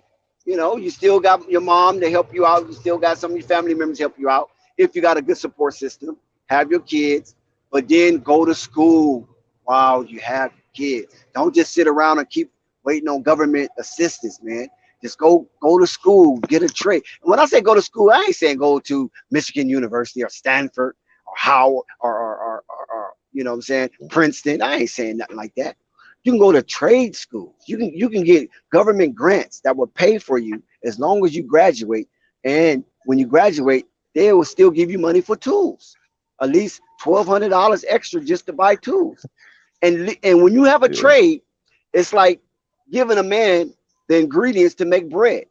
You're not slicing bread for them, because one thing they can't do is when you have the education, they can't take it. How they gonna take education from you once you got it? How they gonna take a master class from you once you got it, and then get the education and go ahead and go to work with it? You know what I'm saying? And then, like I said, they give you money for tools and everything. I've been in that situation. When I was going into construction, they was going to pay for me to become a foreman in construction. But I ain't liking heights like that. You know what I'm saying? And then once I graduated from the school, they was going to Mhm. give me $1,200 at that time. I'm quite sure the stipend is higher now, to buy tools. You understand what I'm saying? Don't have to pay it yeah. back if I can show a certificate. Don't have to even pay it back. You feel It- me? But I yes. don't like heights like that, you know. And then they wanted me to go to the docks, the shipyards, and work on cranes and all that type of stuff. And I was like, nah, this looks too dangerous for me. You know what I'm saying? Yeah. Right. And look, the thing is, Dex, right? Uh, I'll also touch on that to say that a lot of us nowadays are in school, but we still don't have the manpower. We don't have people. You know what I'm saying? When I watch a lot of these families bring in 3, 4, 5, 6 children on average, we see them still, Dex. You out here, you local. You might see two walking, one in the belly, one in the stroller. That's been happening since I was a kid. And that has turned into manpower now. Because these people are investing in themselves, investing in their families, whether they're in college or not, and making sure that they get the things that allow themselves to live comfortably. And they've taken that over completely, right? And that Because what I'm as you, saying is a lot of them didn't go to college.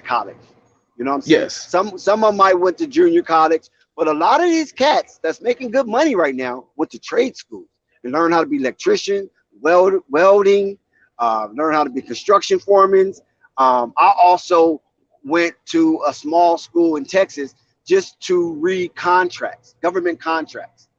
That's all I'm saying, and it helping me right now in the day. The course was a contract interpretation, but it was based on government contracts. You could use it anywhere, you know, that you want to negotiate anything, but government contracts where you have small companies, right? Small Mhm. minority companies that build for the government. See, it's a lot of, and most of those companies, like in the Maryland, Virginia area, you know what I'm saying? Some in West Virginia, but you know, the low end of PA. A lot of these minority-owned companies were making money hand over fist during the Gulf War. That's one of America's dirtiest secrets. And so what they was doing was getting these companies, right? Right.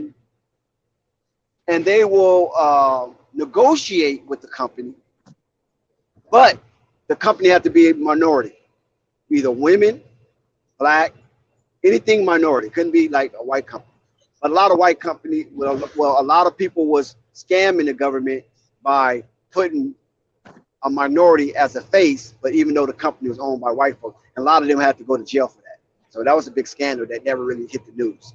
You know what I'm saying? But during that Gulf War, a lot of these companies made so much money hand over fist. But they didn't have contract interpreters. You follow what I'm saying? They had to either hire a lawyer or something like that. And so to get out of that, that's where guys like me come in at, to interpret the contracts, to get the specific specs for what the government was asking for, right? And bridge that gap.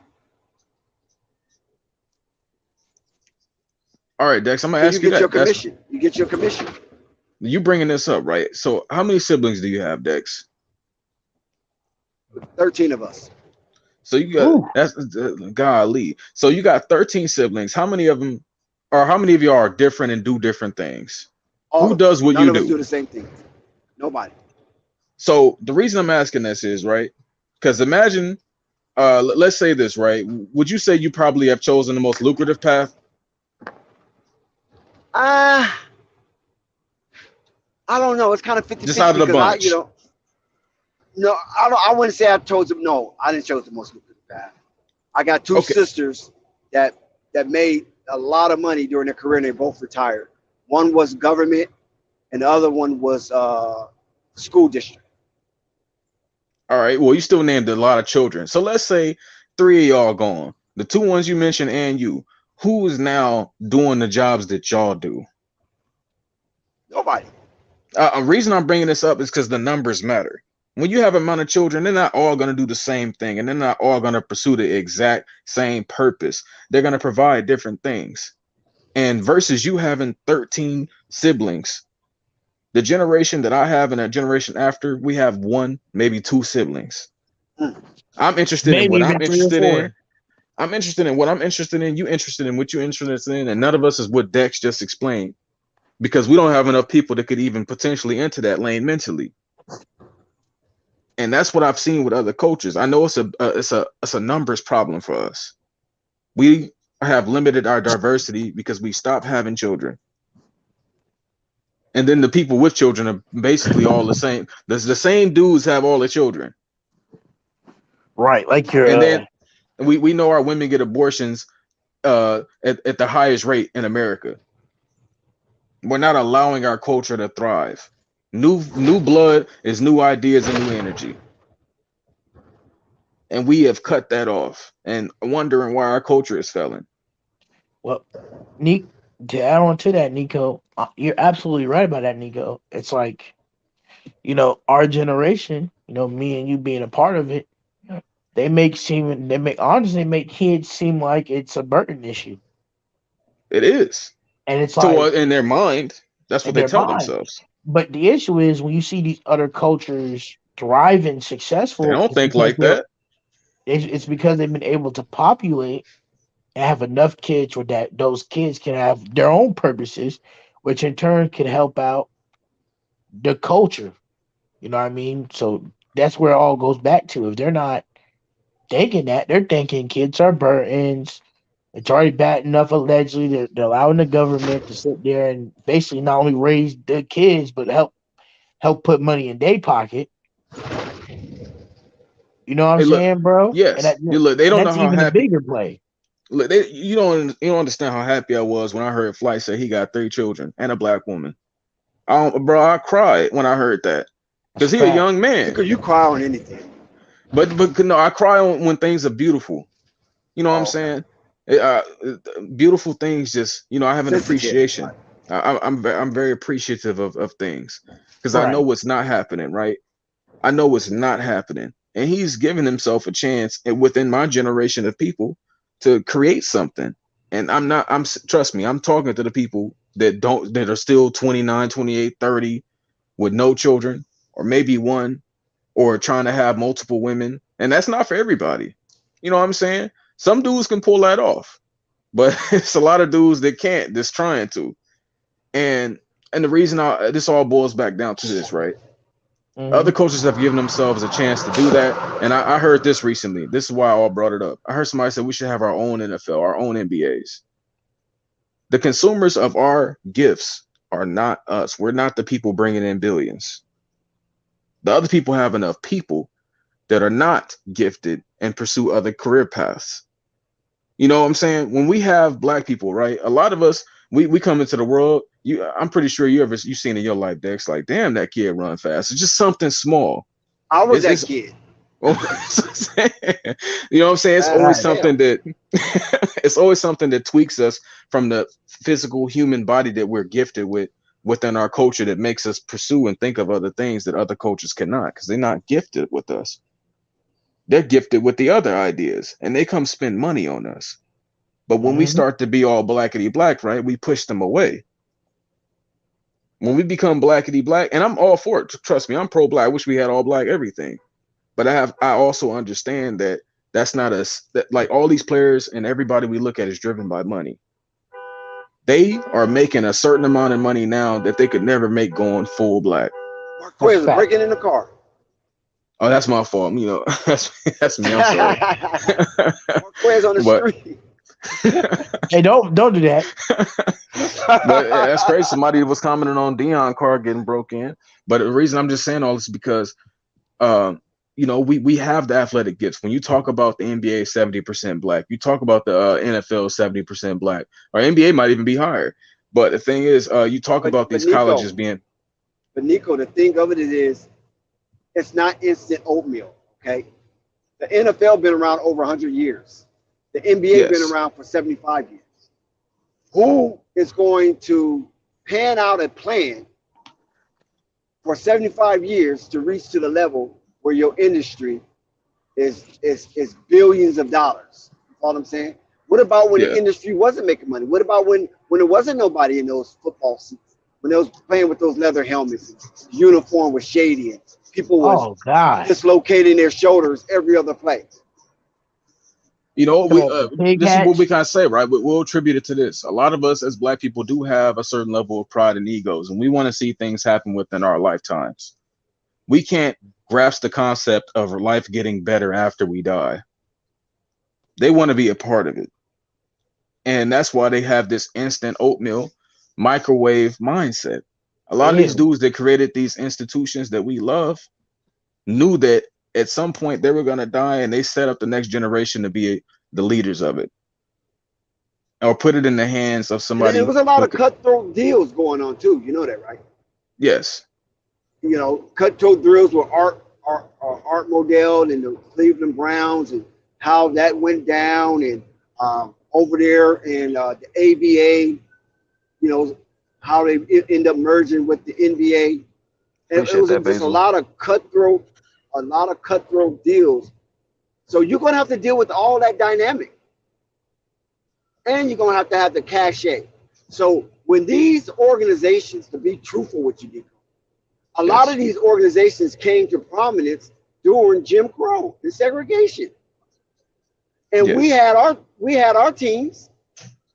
This is why they was basically forced to merge, because gangsters was running these teams. Gangsters are running these leagues. You know what I'm saying?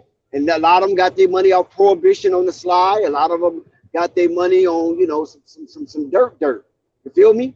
And they cleaned up their money when they got into the league. Look at Al Davis. We already know his history. Cold gangster. Oh Lord.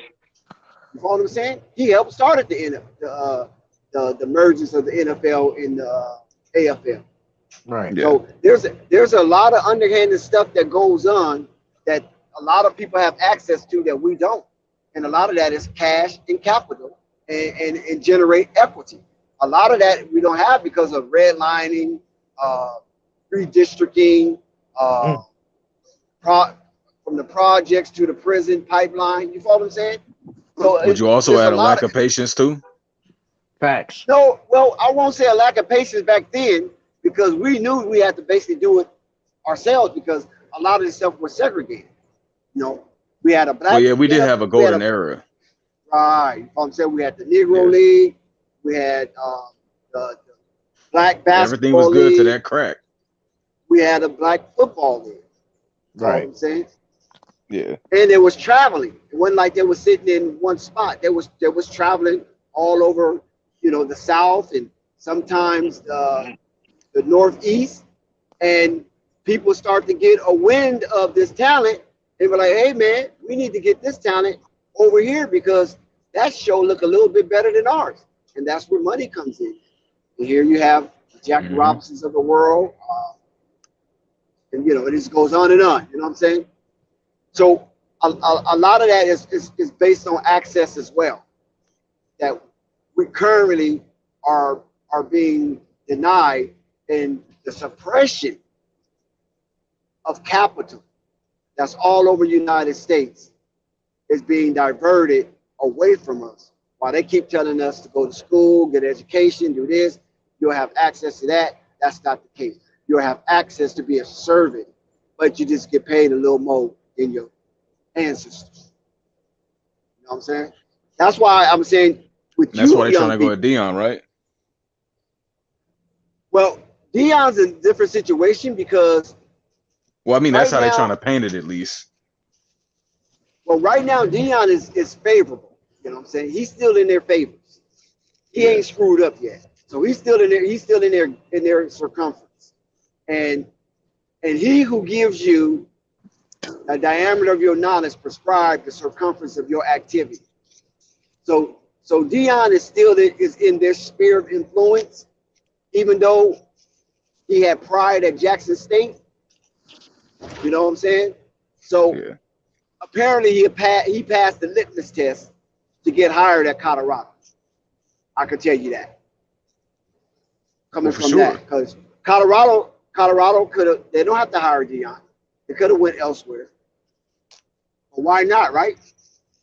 They did exactly what was needed, though. I do agree with the sentiment of someone who was realistically, you know, black people love the beacon of light. The beacon of light generating money and status and a new energy to black colleges that we'd never seen before. Of course, they want that to last forever. And of course, the people on the opposite side don't want that to happen. They want to keep the power dynamic the way it is. And that's why you do offer someone what the other colleges cannot offer them. I understand that aspect to it, right? But then there's another aspect to it where a lot of people are only interested based on the optics that are it's not pure. You know what I'm saying? Like a lot of people are acting, you know, the fake outrage based in they just got on the bandwagon. This isn't something that been planned. Like Deion Sanders was alone when he was making this plan, or of course with his children. But you know what I'm saying? Like this wasn't something that everybody was a part of and thinking like, well, we gonna support black colleges and this and that. That was all him, and he didn't stop your ability to do that now. And that's why I don't get the outrage, because you can still do the exact same thing that you're doing right now. Let me explain something to you. The same people that's outraged for Deion Sanders is some of the same people that's outraged about LeVar Ball upsetting the apple cart. They're not outraged that Deion Sanders actually left. I'm talking. Listen, I'm making a blanket statement, so I'm not speaking for everybody in general. I'm just making a blanket statement because I done seen this all too long. I done seen people outraged at Martin Luther King, Malcolm X, and the list goes on. You know what I'm saying? And then not nobody, but very few pick up the pieces and try to carry on the legacy. So Deion departure opens up a portal for another coach to come up and pick up on the legacy that Deion left. That's why I keep bringing up basically the parable of the ant on the beach who hugs one grain of sand but thinks he owns the whole beach. People hugged on an aspect of Deion Sanders' career at Jackson State, and now they think they own the man.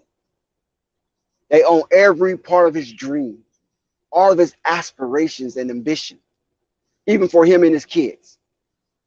We don't know that man's wife. You ain't his children. We don't know the conversation they have behind closed doors about if an opportunity comes, do you guys want to do it, or do you want to stay here, or what's going on? We don't know the democratic process that he might have had, or it could have been a dictatorship. We're going, we're leaving, we're out. I don't care. You know what I'm saying? We don't know what the process was. So a lot of the outrage to me is fake, fame, and a farce. Because how can, especially if you're not an HBCU like Hugh Jargon said, if you didn't go to HBCU or a part of Jackson State, what the hell are you upset for? You know what I'm saying? Who tuition you paying for? So they almost have an energy of it like the party is over now. It's not over. Yeah, not over. It actually it's not over. Moved to green. Yeah, he moved to so-called greener pasture. Let's see what he do at that level. But that's letting me know that they have to be galvanized, and that's what lets me know also that you can be led anywhere at that point. Yeah, let's see how this goes down. Let's just watch. But I don't think he sold out the program. I don't think he took advantage of the program. I think the program didn't take advantage of Deion while he was there. You know what I'm saying? And they could have probably did a lot more. I don't know why they probably didn't. Maybe Deion didn't express to them or share with them his aspirations or his ambitions. You know what I'm saying? And they got caught off guard, and now they in some type of tangent. But if you really ask me, I just think that everybody should just enjoy what Deion did and pick up the pieces and move forward. Because when a player get injured, they move them off the field, and the next player got to come in to continue the game. So that's what they're gonna have to do. Continue the game and use Deion blueprint as a mat of a foundation, and then build off of that. And you never know, some other legacy coach could come and take the mantle, whether at Jackson State or somewhere else in the MEAC or the SWAC. It doesn't matter. HBCU, we ride with all of it. But don't cry over Deion when Deion did a lot for the program and brought the visibility to a high level. And that's all you can basically ask, right? Just bring us to a level where we can negotiate better prices. Because what Khalid say, the price today ain't the price that was yesterday. Yesterday's price is not today's price. Yeah, yesterday's price is not today's price. And I believe that's what Deion Sanders did for that school. He put them in a position where they can negotiate and negotiate well. You know what I'm saying? Don't treat us like no carpetbagger. You know what I'm saying? Give us our respect. And that's all you should want. So them being angry is just another testament of how black folks are that ant in the sand that hugs one grain of sand and think it owns the whole beach. You know what I'm saying? You got the Jackson State version of Deion, but there's a version of Deion before Jackson State. There's a version of Deion after Jackson State. So you hug that one grain of sand, which was Jackson State, but you don't own the expanse of that beach. You know how many sand is in the beach? So you know how many aspects of Deion Sanders he might have to grow and develop and to be that human being that he wants to be. You know what I'm saying? And nobody is saying, Deion, he had dreams. He have aspirations and he want to do better things financially. We're not paying his doctor bills. The man got amputated toes. After that turf toe, his health ain't never been the same. When he was with Dallas, we got that turf toe. Remember, never really healed. And Jerry Jones had to basically let him go. So he got issues. He got sons and daughters that's still playing athletic sports that he probably have to carry them through with their tuitions. We don't know that if they got full rides or not. You know what I'm saying? He might have aspects of putting a pool in his backyard. He might have aspects of putting some type of sauna, jacuzzi to help him along with his health. And Jackson State just can't do it. And I love Jackson State, but I have to take this other challenge in my life. You know what I'm saying? And people don't want to respect that. This is why a lot of our heroes die broke. Because we cheer on from the sideline, go, man, go, you son of a gun, get it done, Nico, get it done, Marquez, get it done, Dex, get it done, Flight. But when it comes to, hey man, this is my situation, y'all that cheered for me, are y'all available to assist? Oh Fuck man, look no. at this dude. You know what I'm saying? This man, he done played 6 years in professional, and he's out here panhandling. This is what we do. You know. Now, But when can I add on to that real other quick, coaches, Dex? yeah, go for it. Just a quick chime in. When it comes to, let's say, panhandling, right? Still gonna spend that money in that PWI somewhere else, no matter what it is. But when it's your own, you looking at them with the side eye. Right. You know what I'm saying? So it's a big dynamic here with Deion. This is why I'm celebrating him making the decisions that probably coincide with his childhood dream. You follow what I'm saying? And it would be selfish of me to try to hold him back. You follow what I'm saying? For my own pleasures of enjoying him coaching young talent in the HBCU. Because just like Deion did it, he's not, listen, you have a lot of legendary coaches that come through that HBCU, and I'm quite sure it's going to continue. So stop acting like, and this is why Hugh Jargon, I believe, was saying what he was saying, because stop acting like the HBCU don't have legendary coaches in the Robinsons and the Big House Games and the Meeks of the world. You follow what I'm saying? They have, and it's probably way more, the Doug Williams, you know. And then you still have NFL links in the HBCUs that's coaching various teams as we speak. Deion was just the heighten of the height, and we celebrated him because he was winning. He was winning, and he was dominating, and he did it with swag, and it was so cool to watch him dominate over other HBCUs. You follow what I'm saying? And Jackson State just was a recipient of a good soul. Now that soul just moves on to another horizon to see if he can continue maybe his childhood dream of being one of the best coaches of all times. I agree with that. And I think if some people so passionate, what you gonna do about it? You just gonna keep coming online complaining about it, or you gonna make your impact somewhere? Because that's what we love to do. We'd rather come in and complain about our own than add our own positive pieces to building the culture and what comes next. You know, that idea was all his own. He did something nobody was doing. And you got the nerve to come hate him when he go choose a different path now. He did something that we ain't never seen this before in our lives, Dex. Not to disability. Exactly. And now look at the Guppies. They want to suck all the air out of his promotion. And they want to forget that he had 2 years, a solid 2 years, inculcating positive principles in these young men. They want to forget that because you know why? They don't care. They don't care about these little niggas that he was talking to. They don't care. That's how they look at it. Shit, you know, why we care about these little niggas that he's talking to? Hell, tomorrow they might be in prison somewhere. That's how they look at it, for real.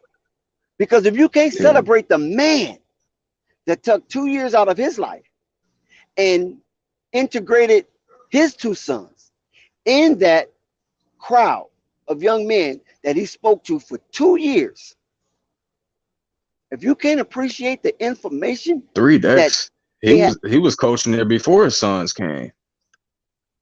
Oh yeah, 3 years. But okay, 2 years with his sons. And if you can't appreciate that's the thing, he stayed down with the grind.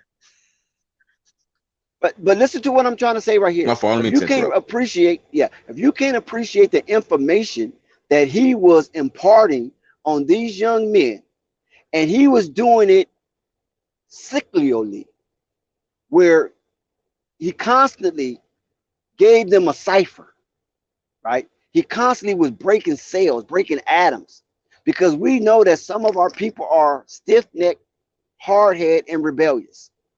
And you get them out on that football field, they can release some of that trauma, but they don't release all that trauma. So when these men go out on that football field and they break themselves up, he have to be the king horses and the king men to put Humpty Dumpty back together again. Because when you charge up and you go out there and you collide your body, that's traumatic. That's trauma going through your whole system, full-fledged collision on another piece of mass.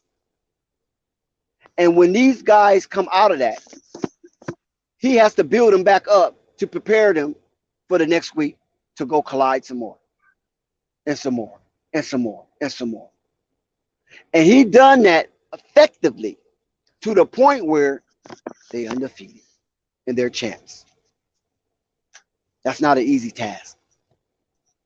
That is not an easy task. And he always say, give God the glory, right? Or give God the praises. Because with his situation and his health condition, it's not easy to get yourself out there in the public purview, review, or view and state what's in your mind. When you know you have other ailments and other fragility or fragileness that you have to deal with in that dark corner, in that dark room, in that dark space. And you praying to your higher power to get you through daily, and then go in front of these young men and show the courageous strength and the once looked upon as the greatest athlete in sports. And that's debatable, and it could be comparable. But still, these young men feel this from him. They have an opportunity to look this man in his eye and feel his soul as he embark on trying to get these guys in alignment to go to war week in and week out. That's the trait that I love in men like him. See, that's what I see. I don't see all that other stuff. I see how can you help break the cycle of our young men from projects to prison and get them out there in a place where they can be productive and appreciate every ounce of energy they're giving to show that they're not the stereotypical Negroes that people want them to be. We're young men playing a sport, and when we take off our helmets, our shoulder pads, and our equipment, we're productive citizens. We're not disrupting society. You're not hearing us on the news. You're not looking at us with disdain and disgust. Like, man, would they just shut that program down? You follow what I'm saying? No.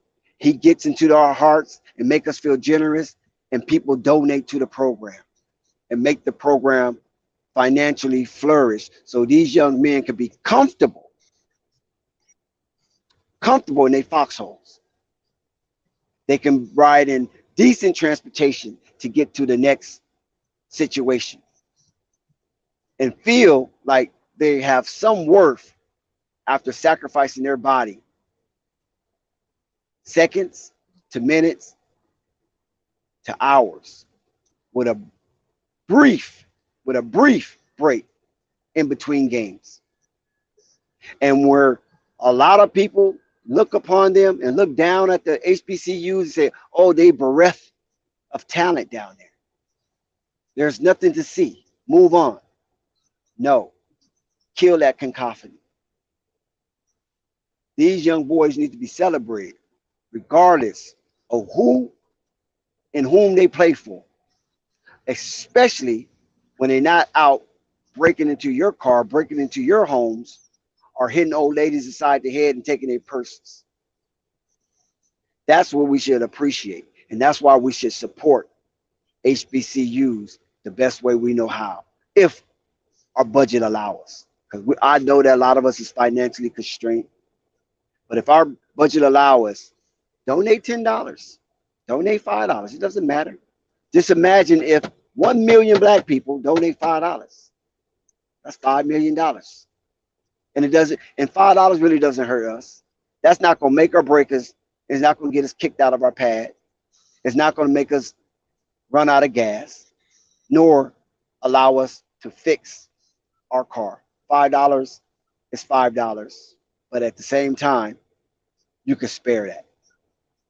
So if we ever get into that type of situation, you have to support, man. You have to put some skin in the game. And this is what I always allude to. I'm not, listen, you know I'm not a beggar. I ain't no solicitor. But we have to get into our head. And even if I have to crack your skull and pour it in manually, we have to get into our head to support financially. See, we support verbally, and we might support physically. We might go out and fight and throw bottles and riot or whatever for a cause. But when it comes to taking this fiat paper that doesn't have no weight, don't mean nothing really in the world, especially if you travel. It really doesn't really mean anything. It just has value because the United States has might. Not because of gold, because of might. You put that dollar in some foreign person's hand, he knows that dollar is secured by firepower. So that's what we need to recognize. Let's support financially, even just a little bit. I remember my mom used to listen to Jimmy Swagger, Reverend Price, and I was another preacher. Ike, Reverend Ike. Yeah, Reverend Ike. That was her favorite. She used to put $5 in 3 envelopes and mail it out. Because back then you had to mail it, you mail your donations. Mail it out. $15 all the time. You know what I'm saying? Despite she had 13 kids. That was from an era, though, a golden era. With less, our people were happier. We were in shape. We had communities. Spoke to each other. Where's all that going? And I understand even with the donations, right, Dex? We know as far as me streaming, right? I have had people come through, as of late, I've been having, 8, 9, sometimes 10 people in there. We just chilling, talking, having a good time. Not that you look for the money, right? But we are aware that people will spend money on the amenities. They have a piece of life that's more important than improving the life of someone else. And I understand that.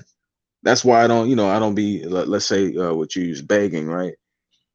But we do have to get into people's minds to genuinely support, because you're going to support something that has no ties to your existence or understanding of your entertainment. We have to start becoming more personal with that. And the only person I can say has done that consistently is probably Basil, right? But that's even crazier because he white. But the thing is, within our own culture, it's like that mindset doesn't even exist. And I don't know how to quite put that into the minds of Black people to support each other in that way. When it gets to supporting Black people with money, holy shit, do the hands start trembling. The mind starts seizing up, foaming at the mouth and shit. It get intense, bro.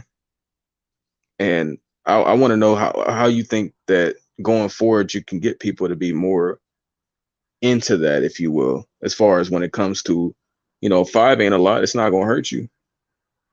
But how to support something you actually care about. Because me personally, I don't have a remedy, but I pay attention to it. Because, I've been putting in a lot of work. I've been pulling gaming and conversation shifts like work shifts. And I see nothing from it, but I do it because I enjoy it. So it's not a problem.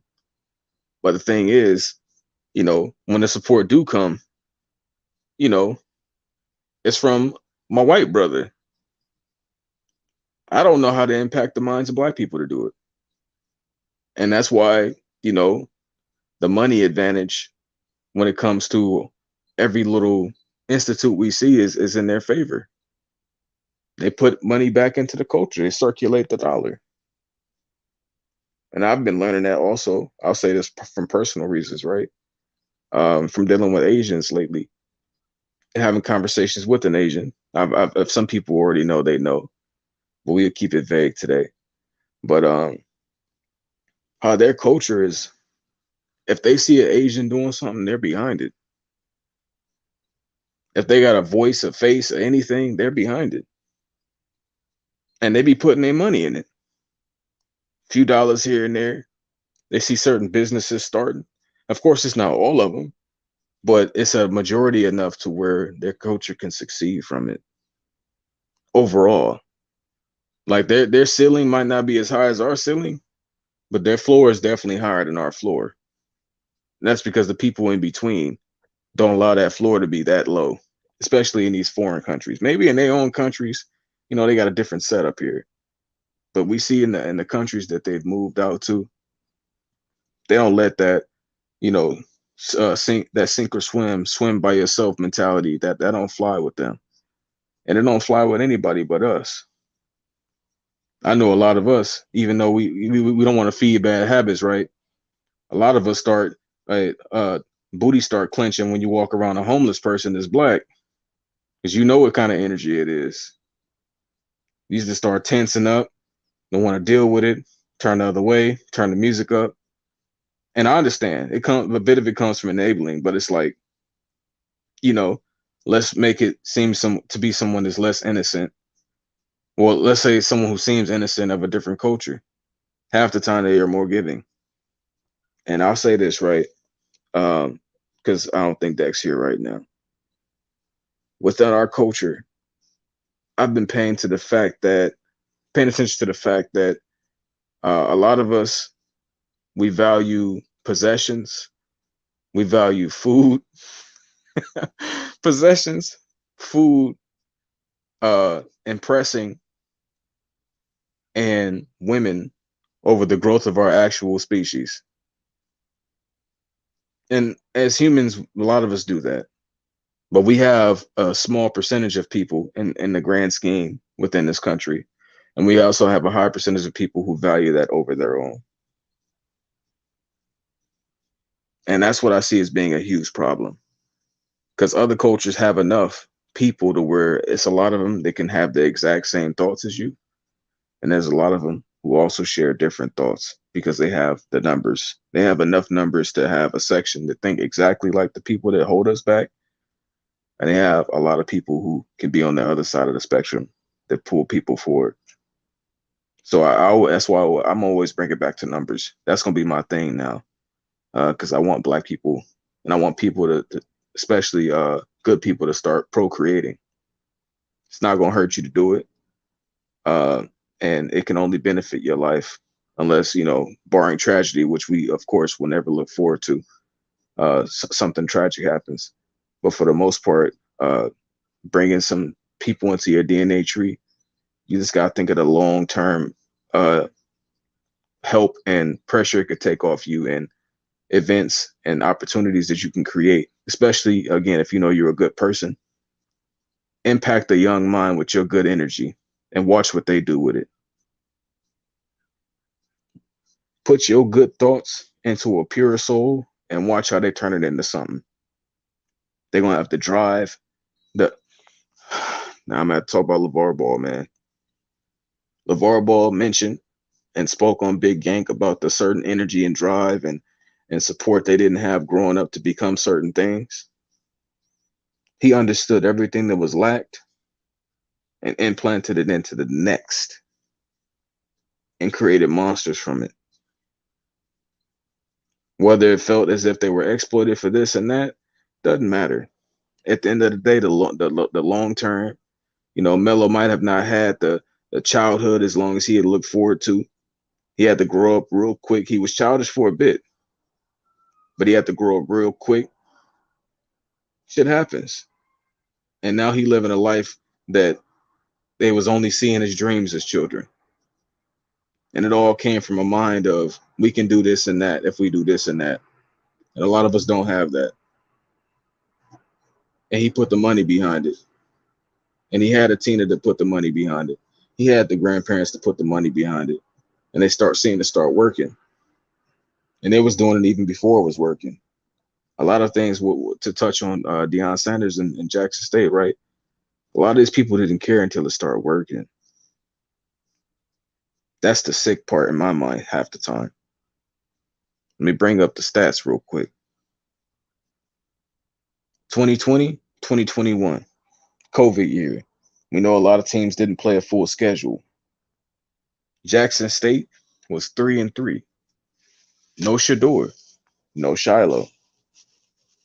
We remember Deion talking in the office with Shador, talking about you gonna join me type shit, type ish. My fault. You gonna join me? You gonna be a part of me? And his son, of course, agreed. You know, they had their banter and what you want and this and that. They had their banter, father-son banter. But either way, we already knew he was coming straight from high school to Jackson State. Shiloh was transferring.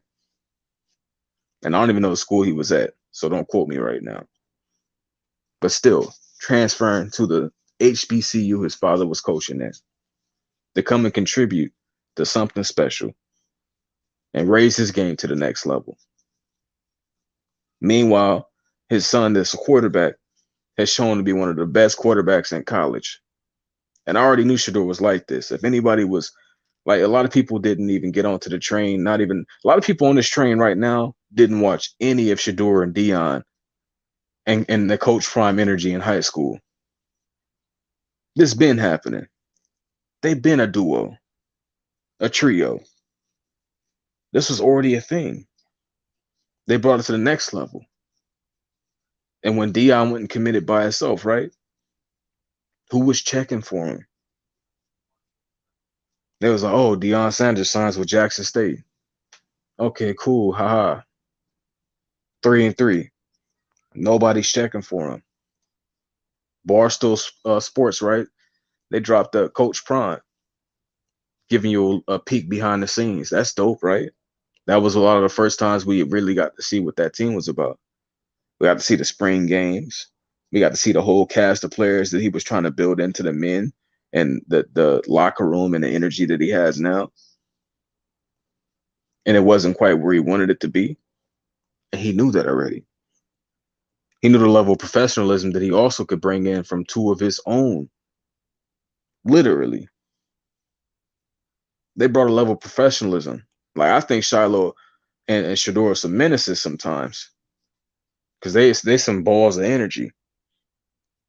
But they still professionals, consummate professionals when it comes to this game. They get it done. And that's something that a lot of players can look at and take the energy of. So that's 2020, 2021. 3-3. Year after that, we already know what happens. He get in Shador, he get in Shiloh. Overall record, 11-2. Completely took the SWAC over. With just a few adjustments. A transfer or two. First of all, quarterback. Actually getting to know some guys. Santee Marshall was sitting here doing videography. He was recording the team.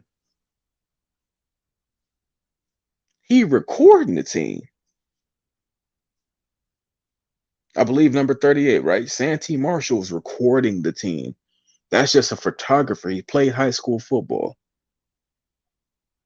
Coach Prime had enough conversation with him, enough vetting of his energy, his life, his spirit, to say, you want to play for us? And got an opportunity to, as a walk-on. And not only did he get an opportunity, he showed out. And he became a player that once said, I didn't know if I was going to play at the college level, to playing at a university and having a full ride scholarship. They got that for him. And y'all remember that. when they got Santee Marshall that scholarship. It was a beautiful moment. Very beautiful moment. That's a game changer to see that man's life turn around like that. And also doing something he loved. I'm pretty sure he loved making videos. But the fact that he was able to get back to running that ball and actually getting an opportunity and being good. Like every time Santee Marshall touched the ball, it was special. He ain't the best running back. He ain't the fastest. He is quick. His acceleration is insane. But we would have never known that if he was just holding the camera like he probably would have been at any other university on planet Earth. Who would have took the time to actually vetted that young man out and give him an opportunity? Hey, Paul George is trash. Oh, I'm sorry, I had to get that off my spirit. So, sorry. Let me get back on track.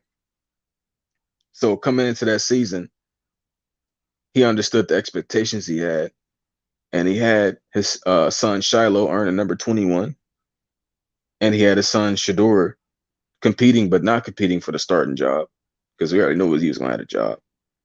But his son showing why he is a starting quarterback and playing well, even with, they had to fire the offensive coordinator because they wasn't scoring enough points.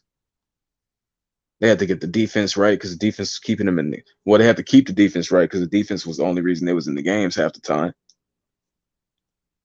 Motivated a couple receivers. 11-2 season. Then they hit the off season. Flip a Florida State University commit. Number 1, number 2, or number 3 player in the country. All positions is what I'm equating it to. Travis Hunter put on his JSU gear. He said they didn't offer me nothing. No, I'm not getting paid to go here. I want the tutelage of Coach Prime. Arguably the greatest corner to ever play football. And you're going both ways, right? Is what he told him. And that he did. But Shador took a step, became a better quarterback. Shiloh took a step, became a better safety. Bring in transfers. Get the O-line better. A lot of the guys that were there were still there a year ago and some of the first years. The first year, they worked their tail off to become the best team overall and grow as men. And we ain't seen nothing like that with that kind of genuine, polarizing only from the fact that he's honest and cutthroat, but loving energy and passion to become the best. And I understand why Black people are hurt by that. But hey, he never told you completely where his journey was going. And when he said recently he said, my life ain't built on a location, it's built on a destination, something of that nature. I understood that. Of course, it's some smooth, sweet talking, right? We already know he's smooth with the quotes. But it don't change the fact that this was his purpose. His purpose never had your name on it. He came and did what he had to do. And the reason I say that is, Black people, what you gonna do? Other than hate a man when he go to a different area, whether it's ran by white people or not. What kind of energy you gonna add to the pot other than negative? That's a problem we have. We don't add anything other than negative half the time. Because even when it's divided, we know the negativity sells, and the negativity usually wins. All the videos that are booming, right, and everybody's watching are the videos of people who have their thoughts of, he betrayed us, he is sellout. Some people even calling that man a coon, bro, with Black children. I used to think, before I really knew Deion's personal life, because his personal life became a theme as soon as he went to Jackson State. But I didn't know about Shadur and Shiloh to the level that I did now. I didn't even know he had other children other than them. And I thought he would have been like most men and got a white baby. Well, let's say most black men and have a white baby when they have a certain level of success. No, he got black children. Hello? A majority of the people we look up to don't even have black children. He do. And he came and enriched the lives of an entire university of black people while olive branching his success, love, and energy onto every HBCU in the vicinity. And he gave him a blueprint. It's all on camera, my guy. You want to get good? Yeah, you might have had a recruits, but this is how we practice. This is how we play. This is our standards on game day. Now you're not looking at the phone. You can do it during this time only. After this time, done. Certain level of standards, certain level of character.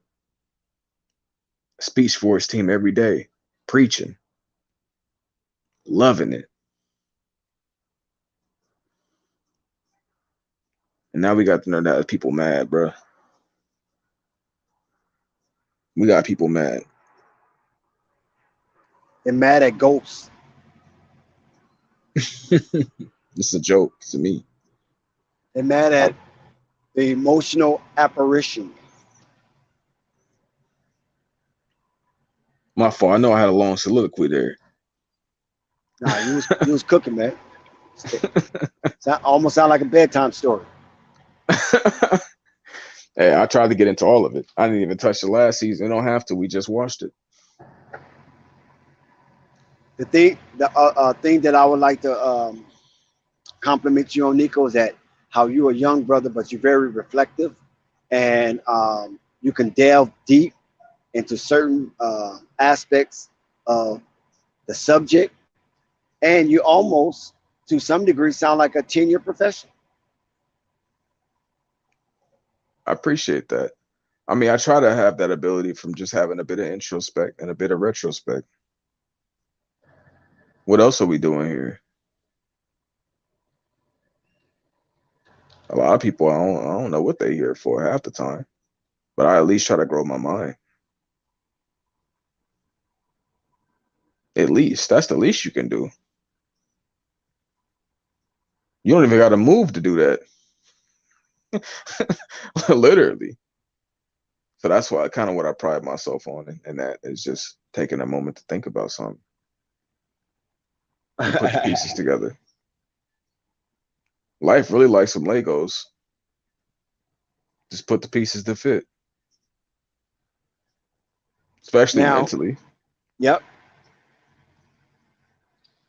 Now, a lot of people doesn't have the dynamic that surrounds you, Nico, on everyday life. So your survival skills is at a different platitude. And you internalize that in a good way. And that's why you can give your perspective. And your perspective is surrounded with good content.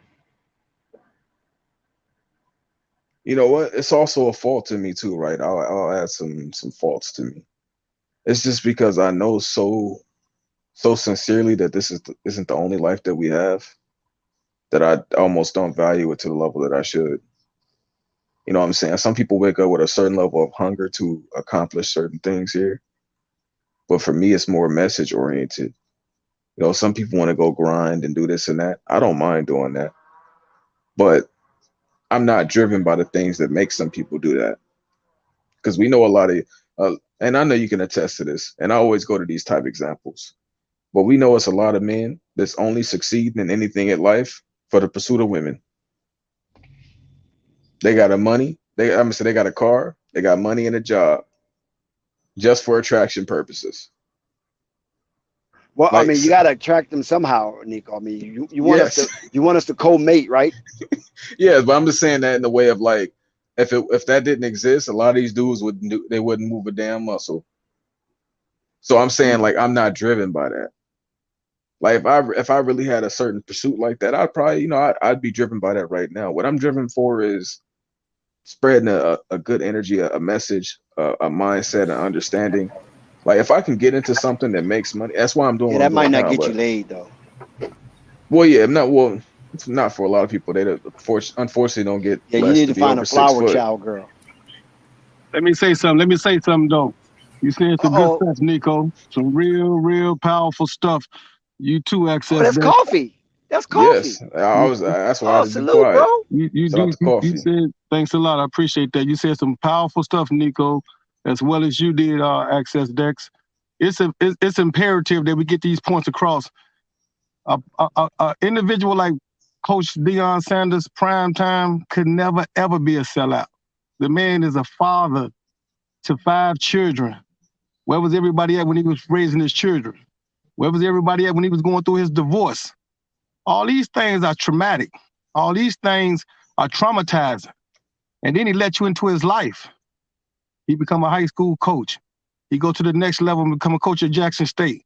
But before all that, he Neon Deion prime time playing football at the highest level, playing baseball at the highest level.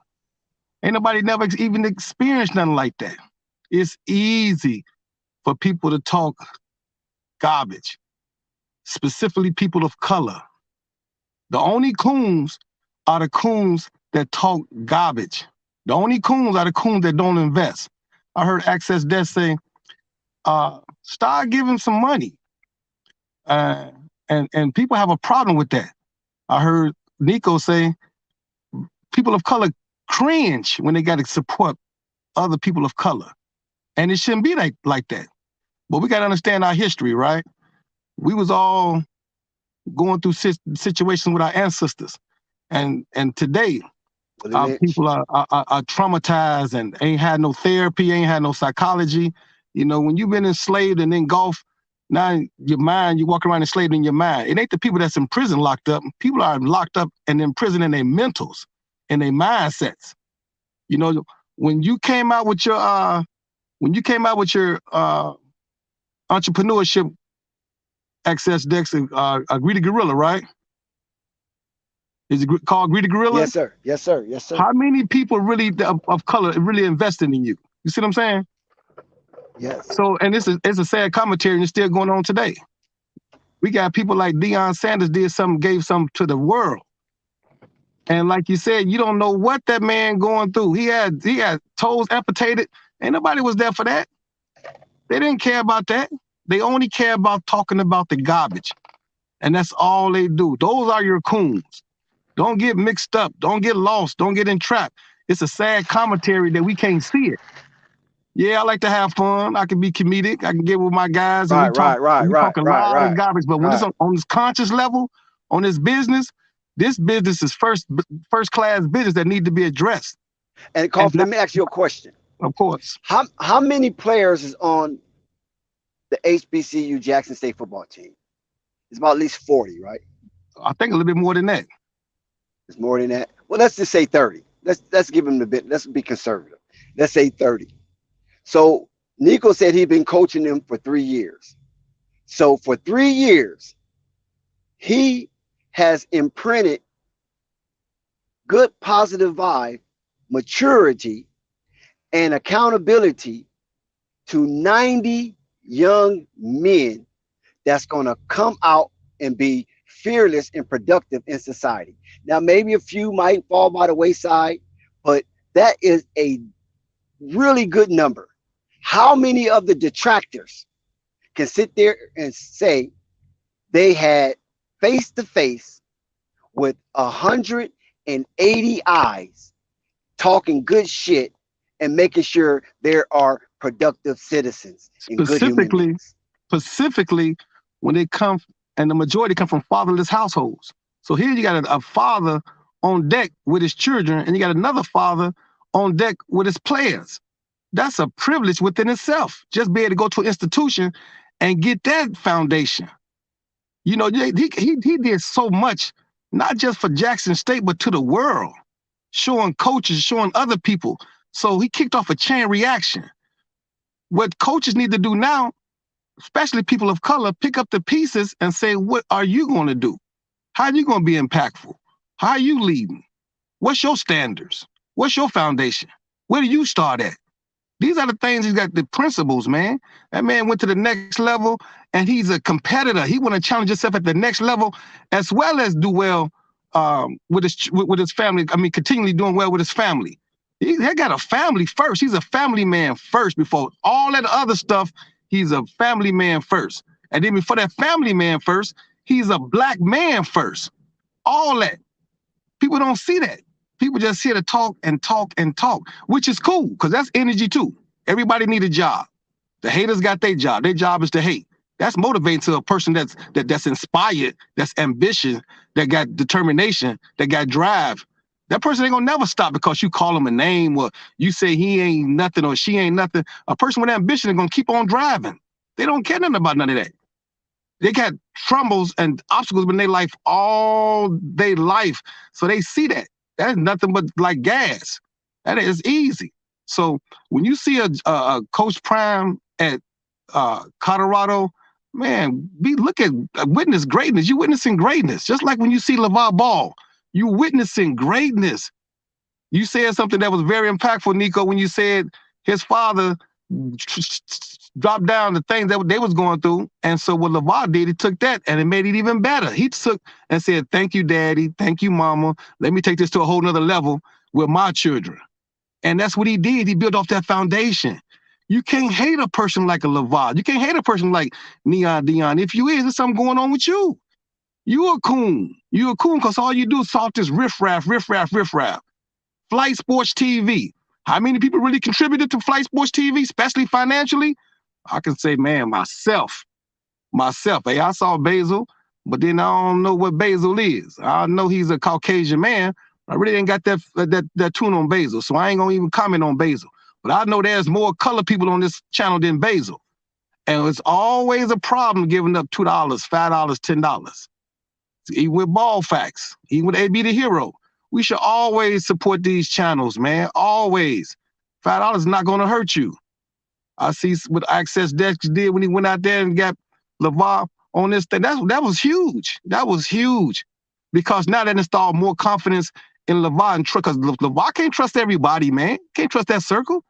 So now it opened up to trust more of Access Dex, to trust more of Flight Sports TV, to trust more of Ball Facts, to trust more of AB the Hero. Because these are the people that haven't weathered. These are the people that haven't wavered. They ain't jump ship because people start talking garbage. They still on point because they see the truth in LeVar Ball. See, when you speak truth to power, people get uneasy. LeVar speaking truth, and he's showing you with facts. And it's only the beginning. Don't think that you just see LiAngelo and Zoe and Mello and that's it. No, man, that man got a lot of things going on. Just look at his wife, Tina. That's a whole movie within itself. It's amazing what LeVar's doing. It's amazing what Coach Prime Time is doing. And he's doing it off the strength of who I am, and I'm leaving a legacy, and I'm open up to everybody else. If y'all can't see that, man, you need to just go jump off a building. Like for real, because you ain't giving nothing back to society but garbage. You ain't giving no insightful information. You ain't promoting. You ain't clapping. You ain't doing nothing but talking garbage. And it's always the garbage that they light up, the garbage. I don't see nothing but greatness in that man. He gonna do some things in Colorado, but he gonna do some things even more with his daughter. His daughter about to go to the WNBA. She got about 2 or 3 years left. His sons, they're going pro. Even the one that didn't go pro is going pro. Why? Because he's getting the light and he's opening up so many opportunities for so many other people. That's his son, opening up a whole lot of situations for other people. So it ain't all just sports. It ain't all just sports, man. It's what's happening, what's going on. He's not only leaving a legacy, but a chain reaction. What are you going to do? What are you doing? Instead of just talking SHIT to people. What are you doing? You ain't doing nothing. You ain't doing nothing. So start contributing, man. Start somewhere. If you don't start nowhere, man, you're going to fall everywhere. That's anybody. I got this business that's going crazy right now, and I ain't saying nothing because I want people to talk that garbage. But when you see it, I'm involved in $1 trillion industry, $1 trillion industry. Understand that. Think over that. $1 trillion industry. If you don't know right now, then you lost. It ain't just coffee to the world because I'm coffee to the world. It's a whole nother situation going on with this. It's huge. So that's why I love the Coach Primes. I love the LeVar Balls because they're amazing. They stepping stones. If you can't pick that up, man, you lost and you're losing it. I'm gonna sign up out of here. Access Dex, you're doing a great job. Nico, keep on being the purist that you are. Keep on calling on that knowledge. Keep on going forward. Push the culture forward. Push the culture forward. Forget what people talking about. You don't care. That don't even shake nothing. Matter of fact, you need them type of haters. Keep on doing what you're doing. Because one thing we do know, when you start getting money, when you win it, everybody want to be there when you win, but nobody want to be there when you're on the dark side. And give you advice. Everybody. But when you're on the dark side, you can't find nobody, not even family members. Family ain't nothing but a title. So when you got good families like the LeVar Ball family, Coach Deion Sanders family, that's amazing. These are the people that you watch and keep on going forward. I love y'all, man. Never anything too easy signing off. All right, salute, my bro. Thank you, Coffee. Yeah, and I found that quite amusing that when I started making money, first day was watching to see how if I can sustain and maintain, right? They wasn't saying anything. They just saw me just doing this and doing that and doing that. And then once they see it was somewhat sustainable in their eyes, now they want to give me all the advice what I should do with my money. And I'm like, really? Yes. Yes, or even before I was starting though. It's crazy. I shared the idea. and what made it so bad when I went to school to get the type of I had to pay thousands of dollars, but I did it. I sucked it up and did it. And what I did was to give you guys some insight. I used my tax return. I used my tax return as a base to go back to school, because the level of education that I had, it wasn't welcoming to financial independency. So I had to work my ass off. I worked overtime. I was doing reprographics, and I used to work up in Beverly Hills. I used to work in Seal Beach, Manhattan Beach. I used to work in all these Westwood, West LA, Pasadena, all these wealthy areas, and looking at all these beautiful houses that I'm taking blueprints to, that they sign, give it back, make adjustments. I go make it again, bring it back, and they approve it. I get paid. Before that, when I was a youngster, I was selling Kirby vacuum cleaners. Just imagine a black dude, a young hip black dude, right? They called me Kobe. That's what the office called me, Kobe. And because I was it was two black dudes there. It was me and another black dude. But they called me Kobe because I was delivering the goods. I'm sitting up here going to people's houses, unbeknown, knocking on their door, unless I had a beautiful girl who we consider canvases, right? Your canvas. Yes. But I got so good. I'm looking at these vacuums, by the way. Oh yeah, I got so good. Shit, man. Listen to me. I got so good at selling my Kirby vacuum cleaners that I didn't even need a canvas. Girls was begging to walk with me because we have to walk in all these affluent neighborhoods, because those are the people that's gonna, dish out the cash for the vacuum cleaners. Yeah. But before I embarked on that, I tried to sell vacuum cleaners to my brothers and sisters first. They looked at me like I was a zip damn fool. Because you see how much they cost, right, Nico? Yeah, I'm looking at them right now. Were they this price back in the day? Yeah, $2,000, $2,100 at max. So I'm looking at some vintage $1,799. That's ridiculous. Yeah, those are those are vintage. But I'm talking about at peak price, they're like $2,100. So I go to all my family that own homes, right? Yeah. And I'm giving them the demonstration. They let me do the demonstration because that's where I practice. I didn't think they was going to buy it, but still I got to deal with them first because those are going to be my first critics. And then I get feedback from them. How did I do? Did I convince you here or there? And it was like, no, I was never convinced. I was like, oh, okay. You know what I'm saying? So, but I'm doing the demonstration at my people house who own homes. I didn't go to none of my brothers and sisters who was renters. Only went to the ones who own their homes because those are the ones you can talk to because that's the biggest investment they will make in a lifetime. Right. Yeah. And then from that, you know, their investment is a nice bed, nice carpet, nice drapes. And this vacuum cleaner does it all, cleans it all. Right. So I didn't sell nothing one to my family members. So then I established, because I saw Sean Livingston, right? This is no joke. I saw Sean Livingston and Playa Del Rey.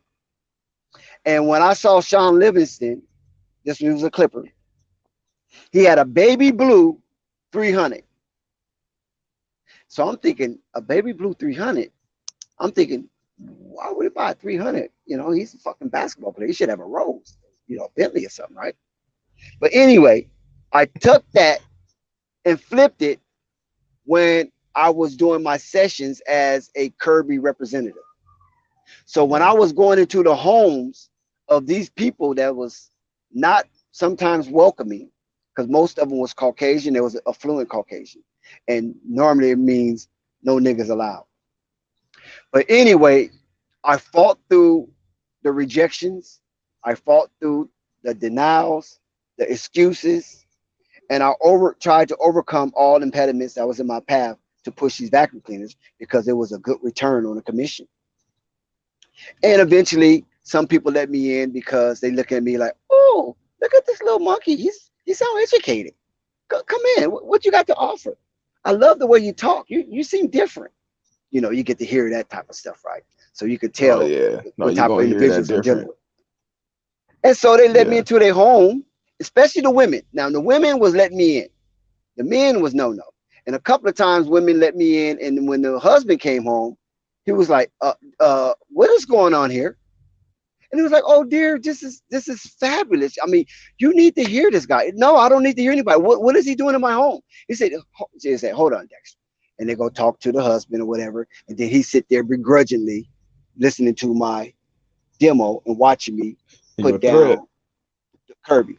And the man buys the vacuum cleaner. He's like, okay, what can I do to get this over with? I said, well, to close the deal, this is $2,100. He said, what? He said, $2,100. He said, I'm not in the market for no vacuum cleaner. I said, yes, you is. Ask your wife. And she said, dear, we are. And they had Berber carpet. I mean, they had a wonderful spread on their bed. And when I showed them they had bed bugs, that's when he closed the deal. Because they thinking they're affluent, they're clean, you know, no roaches and stuff like that. But sometimes, you know, bed bugs are infested because of sweat, dry skin, and things of that nature, and it comes. But I showed them how to clean their mattress with the Kirby.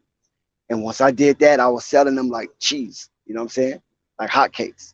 And so when I go back to my company office, it was like, you know, because I'm black, and it was like, you know, they thought it was funny to see a black guy to try to convince white people to let him in their house because they was Asian.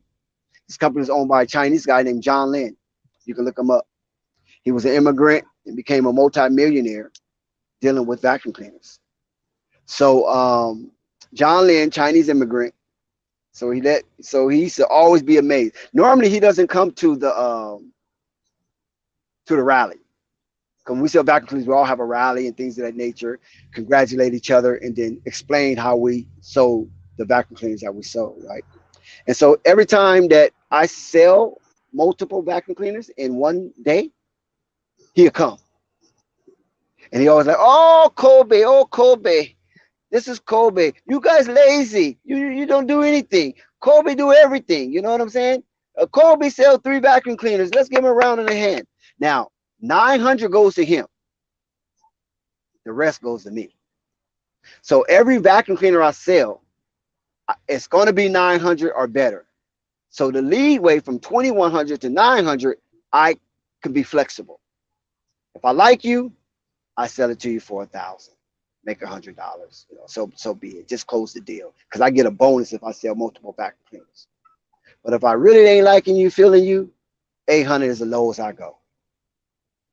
And so when I was explaining how I'm selling these vacuum cleaners, I always gave them the physics on opposite attracts and like repels. And when I give them that physics, when I go into these Caucasian, affluent Caucasian people's house, and when they see me and hear me, it's an opposition to what they thought I was stereotypically. So that's when they let me in and let me do the spiel.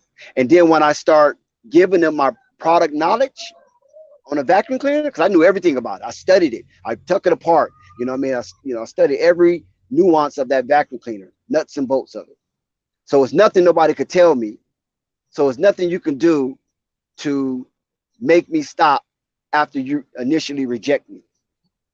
Because then I'll go to another aspect. And this made me a salesman. I never went to school for sales. I never did anything for sales. It just was a knack because of my background in sales. You get it? So I was very profitable and prosperous selling vacuum cleaners as you know as a young age, was making really good money. And then I went into different things because I just got tired of walking all day trying to get people convinced and going into different areas of California to convince to sell vacuum cleaners. And then I went into the reprographic market, which was a swelling market because I did have some education in AutoCAD. I don't know if you guys know what AutoCAD is, but I had some education in AutoCAD, computer aided drafting. And I had an inkling bit of 3D rendering before I got kicked out of school for going too far into the administrative system, like a hacker or something like that. But I didn't do it on purpose. I just tried to find more and more things to do. But eventually that got me kicked out because I couldn't do that. They asked me all kind of questions. Damn near wanted to throw me in jail for that shit. But anyway, I did that. So did the reprographics, start shaking hands with people. I would go into these very wealthy areas up in Mulholland Drive, Laurel Canyon. I'm quite sure you're familiar with those areas. Pacific Palisades, Malibu, all these areas, especially when it was building up. What's that area that people lived in? The Kardashians. They made it popular to live in this area. Calabasas. So Calabasas was being built up, you know what I'm saying? And so it's a lot of Calabasas, floor plans. And, Brentwood, yeah, my fault. Calabasas. There's a lot of floor plans and blueprints that they was using because they was building this community up outside of Malibu. Because you couldn't really afford to live in Malibu, you can go live in Calabasas. You follow what I'm saying? Because Malibu is extremely expensive. But nevertheless, you start meeting people, shaking hands, and start talking and dropping numbers, and people thought that you was kind and good dude, and they recommend you for other shit, right? And then I start getting the Hollywood jobs, like the studio jobs. And then once I start getting the studio jobs, I was actually, because I could have been an extra on Transformers, but I couldn't stay long enough to do it. But I was able, because when I bring their floor plans, because there was how they built the studios, because Hollywood is constantly building studios for certain sets, and then they just use that space to flip it and do other sets. So even though they built this big large lot and put all these little fancy props up, they'd take that down, and every time they take it down, they have to have more floor plan, more blueprints. And so I'm bringing them the blueprints, right? So I'm going to all of the studios and doing stuff like that, and meeting and greeting people on just some bullshit. I met a lot of celebrities and eating the food because they always have these big spreads. Yeah. I mean, they have spreads they have so many different type of foods that you can eat. But I was only there for between 10 to 15 minutes at the most before they can look over the blueprint, sign it, make adjustments to it, and then I'll go take it back to the office and bring it back either that same day or the next day, depending on how much they're willing to pay to get those blueprints into the hands of the foreman, the construction foreman, and things of that nature. So then after that, I kind of got, I said, you know what, I'm just gonna go back to school because meeting celebrities and behind the scenes and shaking hands, it ain't doing nothing for me. So my girl was already in Hollywood. She was like in it, like really into it, like acting, and then becoming a PR and things of that nature of celebrities and some hip hop artists. So we always go to parties. We always go to movie premieres and all kind of stuff like that, right?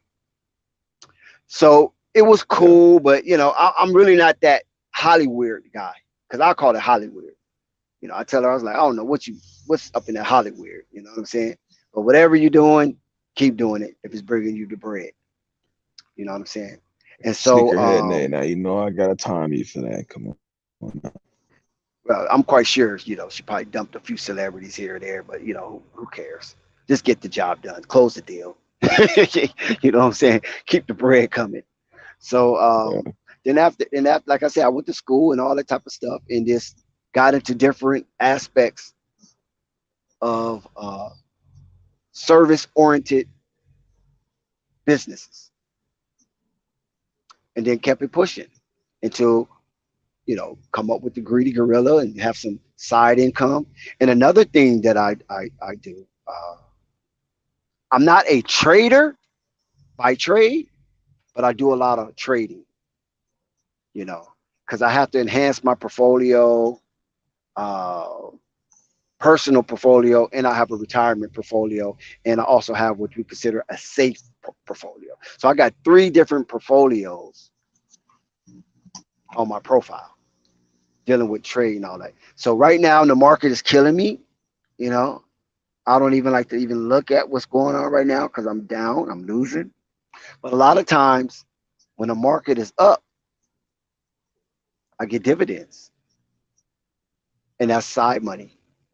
And a lot of people don't like to play the market for some reason. I don't know why, but you can hit big on that market. And now they got it to the point where they're fractionalize a lot of stock. So if you don't have a whole lot of money, you can buy fractional stock and make something off of something, and just let it build until you get comfortable, and you put more in and more in and more in and more in. You know what I'm saying? And right now, unfortunately, the only stock Tesla was doing good for me for a minute, but the only stock that's really, Amazon was cool, but the only stock that's really doing good for me is this private inspection of weaponry, of military weaponry. Now when they give out their letters on the board, they don't really say who they dealing with, but they're dealing with the United States, of course, but they don't say if they're dealing with the Army, the Navy, the Marines, the Coast Guards, or the space program, or whatever. You know what I'm saying? Only thing they do is just keep you abreast on the status of the profits or losses in a company. And I'm on a board, but what board I'm on? Is it AT&T? I'm on one of the major Fortune 500 company board, but I'm only there by proxy. And they email me and send me all kind of stuff, and I respond sometimes I don't, because it's only by proxy. They won't let me come in person to meet with the official people, I'm saying, the big wigs. But yeah, those are some of the things that I engage in. And when I see Coach Prime or LeVar Ball or anybody of that magnitude that digs deep and come out on top despite the disruption or interruption of what they're trying to do, and mainly more so LeVar Ball, because he coming in as an oddity and disrupting the apple cart to some extent. And we will probably see more of that once the boys get back on the court. We start to see a little more things start to unravel and come to the forefront once the boys start dribbling that basketball. Because by them being on the court, it enhances the value of the company. And so basically that's what it is right now. Shout out to Coach Prime. What you got, Nico? I was gonna say, shout out to the 30 plus people in here listening, man. Appreciate y'all. Hit the Why is thumbs it? up Why button. this guy? Why this guy always come in under a different name? Who? Sneak what his name? Sneakerhead Nate. Sneakerhead. Yeah, That's yeah. what I said. I'm gonna have to time you for that. And I definitely timed him real quick. You ain't banned. You just got timed. That's all it was. That was disrespectful. You know I'm what I'm trying to figure saying? out what did we come here for? Because he's always talking about somebody, whether it's me, Coffee, Uncle Vern. You know what I'm saying? It's like he don't like old people, so he must be a youngster. Because why would you come here knowing that I'm a prominent figure on this stream and say, "Man, shut up," or talking to what's his name, Coffee. You know, Coffee's a prominent member on the stream, Yeah. Now but that happened when nevertheless, I was say yeah, that happened when you speaking. That's why I had interrupted and said I'm gonna time you real quick. Because a lot of you guys need to take in this information, even if you don't apply it to yourself. Take in the energy behind it. Like the culture has to start moving, and it has to start moving forward, and it starts with everybody. Like literally, one person can't move then. I mean, you can, but we also need the people to start marching with it. You know what I'm saying? Like Deion Sanders did all he could really do in the immediate time that he wanted to do it. Nobody knew his true plans from the beginning. Only he and his family did. He did everything he could do in that time frame and made such a change uh, that we've never seen in a short amount of time for a school and the HBCU at that. There's nobody. He didn't come here with boosters. He didn't come here with he didn't come here with national support. He came here with some cameras and some dreams and some good words, and it materialized. yeah, So I'll let you know it's not always about having something. I mean, he got the name, the status, sure, but he didn't come here and say, I'm about to put millions into the school of his own money. He came here and gave hard work. He gave the people something to watch, and they was there for it. And if you're a fan of him, you're gonna follow the journey. If you're a fan of Jackson State, support Jackson State. What's the heck? What is it? What the I'm trying not to cuss. That's why I've been stuttering a lot. If y'all ain't noticed that, it's because I'm very passionate and I curse very easily with the passion. So I've been trying to audit. But when you have somebody like Deion who also came in with the passion, right? Look at the change. It's been 3 years. He went from 3-3 to 11-2 to undefeated. Show some love, show some respect. Jackson State he could have not done it at all. You know what I'm saying? He could have not have done this at all. There's somebody who's willing to invest in Deion Sanders to begin with. Come on now, that's Deion Sanders. A Power Five could have invested in Deion Sanders to begin. He said, nah, I'm going to take this message and this purpose and what God has called me to do to Jackson State. And we got the nerve to see all these people really talking crazy. And then got the nerve to black and white it too. Like, hell no. That exists. But you can't do that with him. You really can't. Because he did more than all the people complaining has ever done. He changed the lives of many people. And we don't talk about it enough, but Dex talk about it. He keep hitting at this point. The lives of the young men within the program. They are changed and impacted forever. Literally. People don't understand that because a lot of them have never been athletic and never been impactful.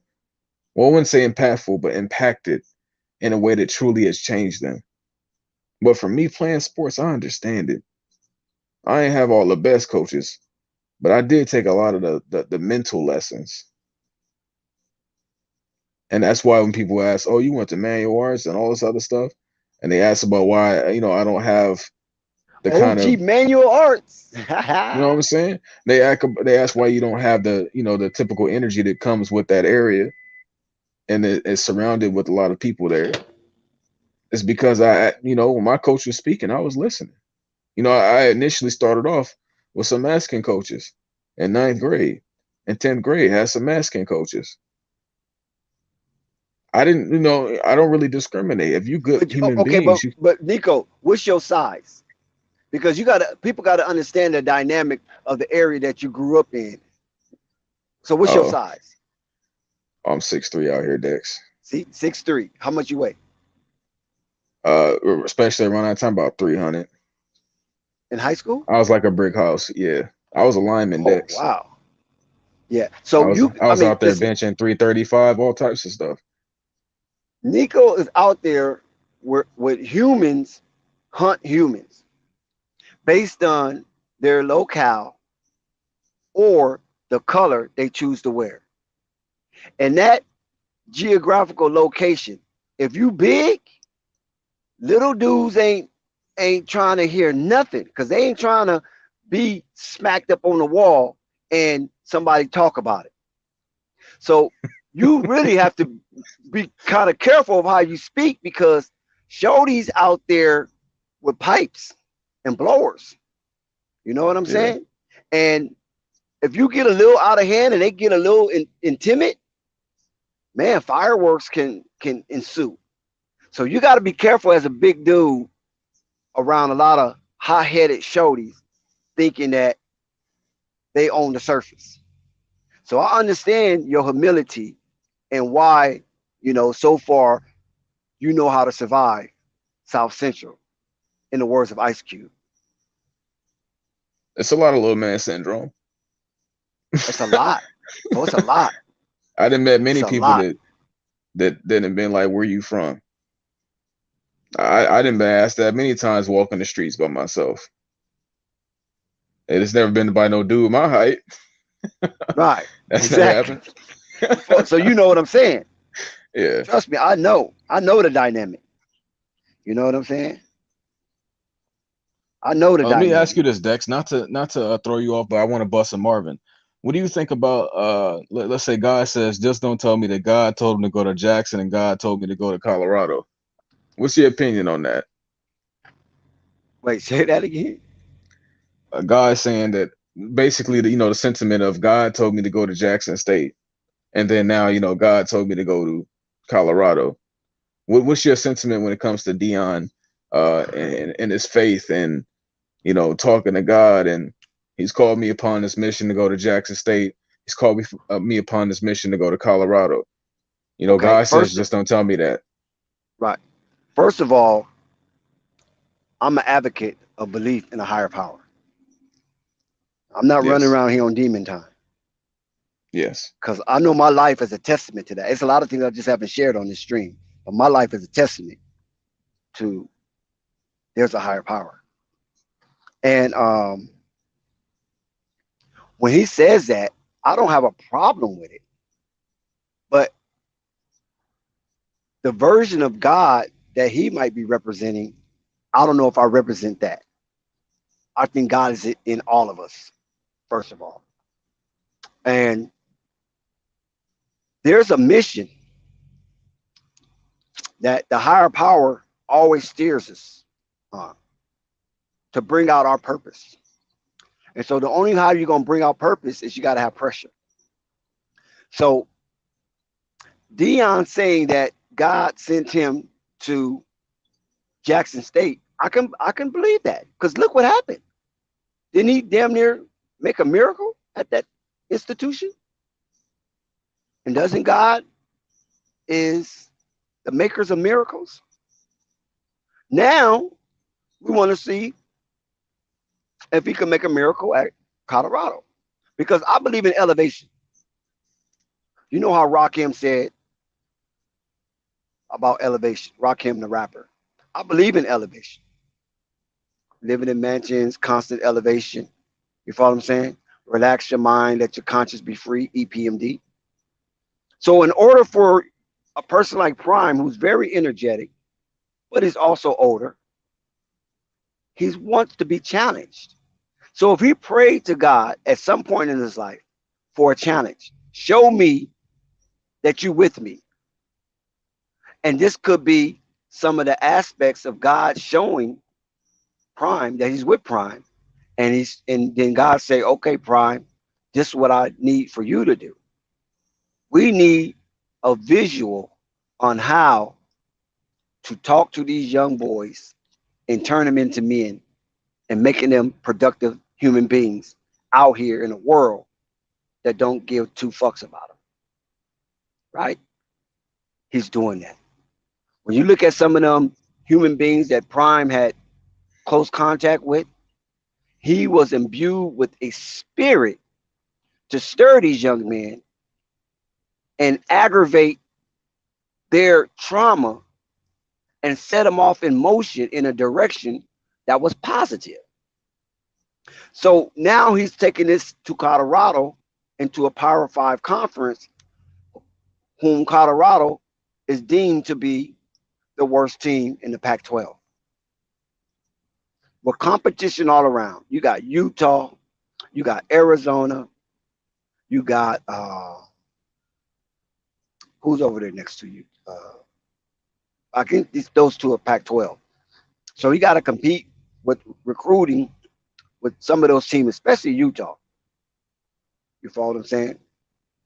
And I just believe that this is a challenge for him to keep his heart palpitating to a beat that's rhythmatic to the souls of the young men he's going to be coaching, training, and teaching, guiding, directing on that stage up there in the Rocky Mountains.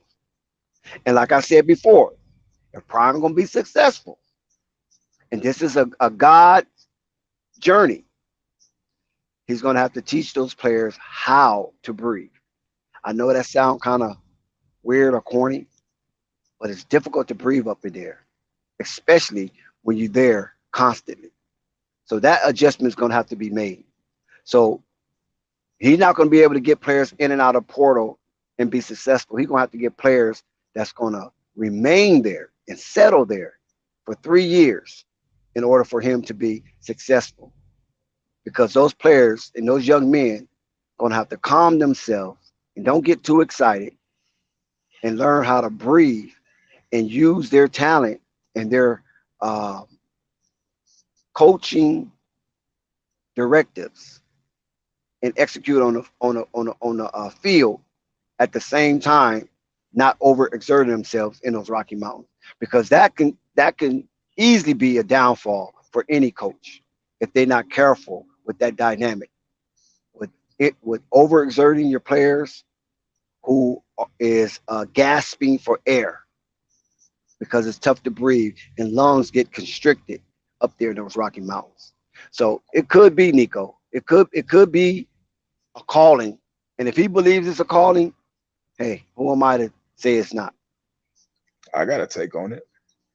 Let's say this, right? Because, God says, no, I believe God told him to go to Jackson State. I believe that, but why would God tell him to go to Colorado? Let me tell you like this, right?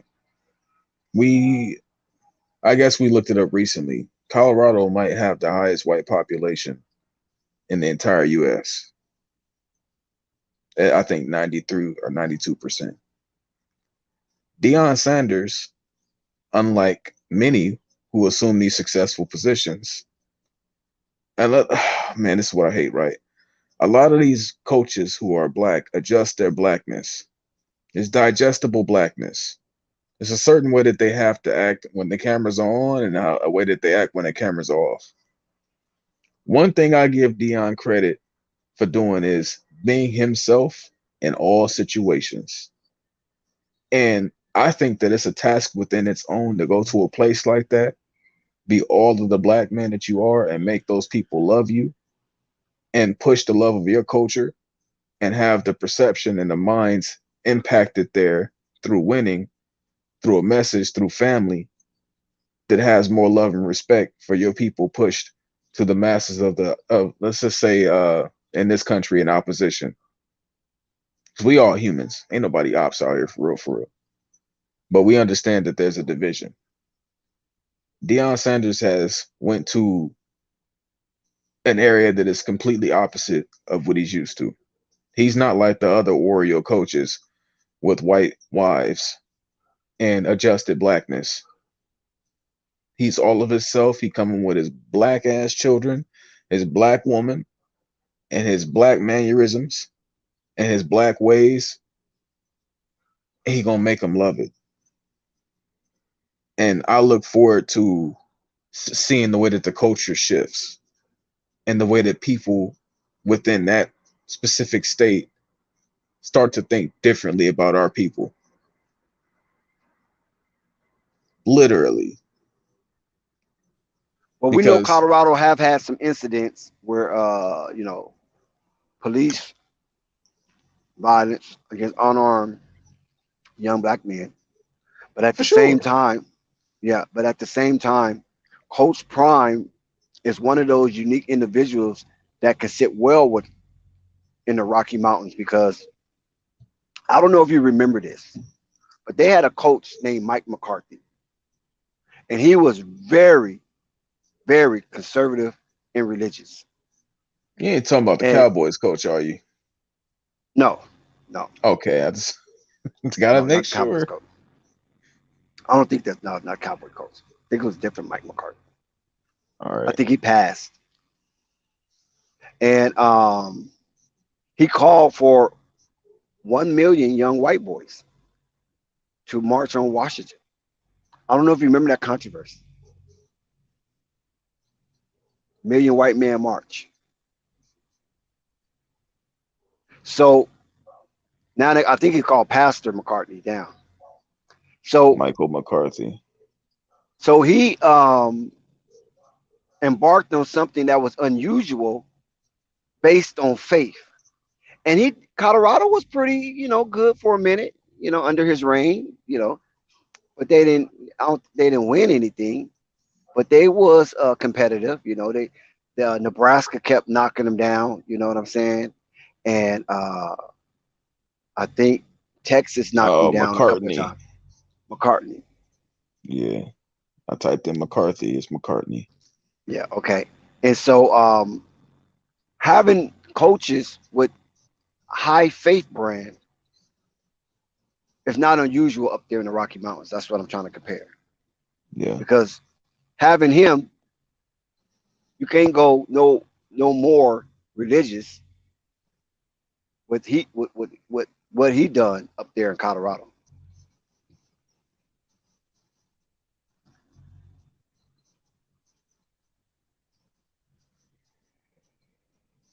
Does that mean to cut out? Mic check. No, that was me. I was letting you go in. All right. Yeah, because the thing is, right, anytime you have a culture of people living a certain way, and let's say even with our families, when you bring change, everybody's not going to take it the same way. So whenever you start to impact some type or employ some level of change, people react to it differently. I see Deion Sanders as he brought a level of change to HBCUs we never seen. So what kind of impact can he make on a bigger stage to people who only respect us for athletics and entertainment? Once he start, because he's going there with cameras on him the entire time, and they're gonna be watching. Yep. And they're gonna see him not sugarcoat shit. Not at all. We don't think that starts to impact people's minds over time, and especially with him if we're all, let's say, I'm using from their perspective, right? If we're all quote unquote Christians, right? Because a lot of people happen to be Christians and still discriminate a lot. Right. And he start mixing faith, family, winning. Like, come on now. I think that it's only a recipe for winning right now. And we need that in this country because we're 12%. Like, come on now. We need to have love from some things outside of us for us to hit the next step. Because the 12% that we have ain't even right for ourselves. But Yeah, if and we that's the can, tragedy. yes, that 12% ain't riding strong. That if it was 12% Asians in America, 12% black, them 12% are completely different. So at that point, if we can get the 70, 80% of people, and we know who they are, to love us, appreciate us, see us in a We ain't different gotta do light, all that. We ain't gotta do all that. it's gonna happen naturally. Cause no, I don't think so. I don't think so. Because those people that's the majority in the United States, they're not the majority in the world. So we have to understand that first and foremost. They're Well, a people don't minority think in the world. outside of the country though. Nobody thinks about outside of the country. You know, a couple That's of what us have but been blessed to do that. yeah, but that's what I was saying a couple of streams ago, that we have to be more geopolitical and be more into some form of globalism where you can touch other people and still make a living and not even have to use the US dollar. The only thing the US dollar could do is just go through the rigmaroles of commerce and be exchanged over from any type of other country that might render your service. Because it's getting to the point where America and its opportunities is becoming very scarce. And that scarcity means when white folks are sneezing, black folks got the flu. So we don't Can need you break that down them. a little bit? When white folks are sneezing, black folks got the flu. Mm-hmm. Yeah, basically what that means in a nutshell is that when the high tides of trouble start affecting them financially, they get a little more constricted with their generosity. And with us having already a little bit of nothing, just imagine having a little bit of nothing of a little bit of nothing. That's a flu. We damn near, we damn near on our deathbed. I Yeah. know it sounds gloomy, but it's the actual fact, because we refuse to be a part of the financial cycle of recycling our own dollars until we need to go outside the community. You know what I'm saying? We do it Yes. even before we need to, because I don't want to spend with him. I don't want to spend with him. Look how people talk about Big Baller Brand. I mean, come on. It's a clothing manufacturing, warehouse distributing, self-sufficient entity. Dex, you Do know how you Big know Baller how? Brand got up? Go ahead. Wasn't because of black customers. That's one thing I can bet all my money on. They It still ain't don't deal much. with a lot of black customers. When you go to That's the what I'm pop-up saying. shop, That's the you see, problem. you see a lot of other people, a lot of It's Asians. when I seen them lines, we seen a few blacks.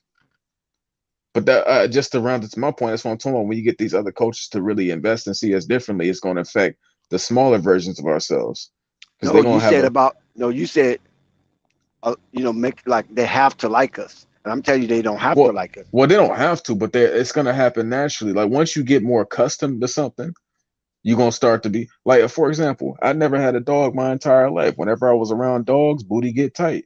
I'm about to say, what this motherfucker finna do? I Right. didn't know what I to used to be do. that way. But I hated when I got dogs. a dog, Yeah. now it was too big. I'm gonna tell you this: it was two big ass huskies walking the streets. The girl didn't told me to go to her car and get something. I went outside, two big ass huskies walking the streets. I thought to myself, 2 years ago, because she only a year old now. 2 years ago, nigga, I would have been crying, and I ain't talking about for the happiness. I would have been so scared, and they would have been scared of me for being scared. But Hmm. now I don't even have that fear because I'm adjusted to one now. Okay. Let me share this with you. This is the big picture. Master P is still living off the money he made from No Limit Records, right? Yeah. off the deal that he cut with Priority about the distribution. And And yes, Walmart. it was no, I'm not even talking about that aspect. Oh yeah, okay, okay. When that deal was disparately in Master P favor financially, right? Yes. They made that deal and never made that deal again. Did you know that? Never. So somebody colluded and said, we can never do this again because there'll be too many rich black rappers. So he was one of a kind, one and only, one and done when it came to that aspect of the record industry. What Master P was trying to develop, what scared the record industry, was opening up a distribution factory where they can distribute their own music. They wouldn't have to wait till somebody say, "Oh, get the green light, let that go," or put good music on the shelf. And he tried to solicit some of the top rappers at the time to invest in a distribution center, right? Didn't happen. Couldn't get everybody at the table.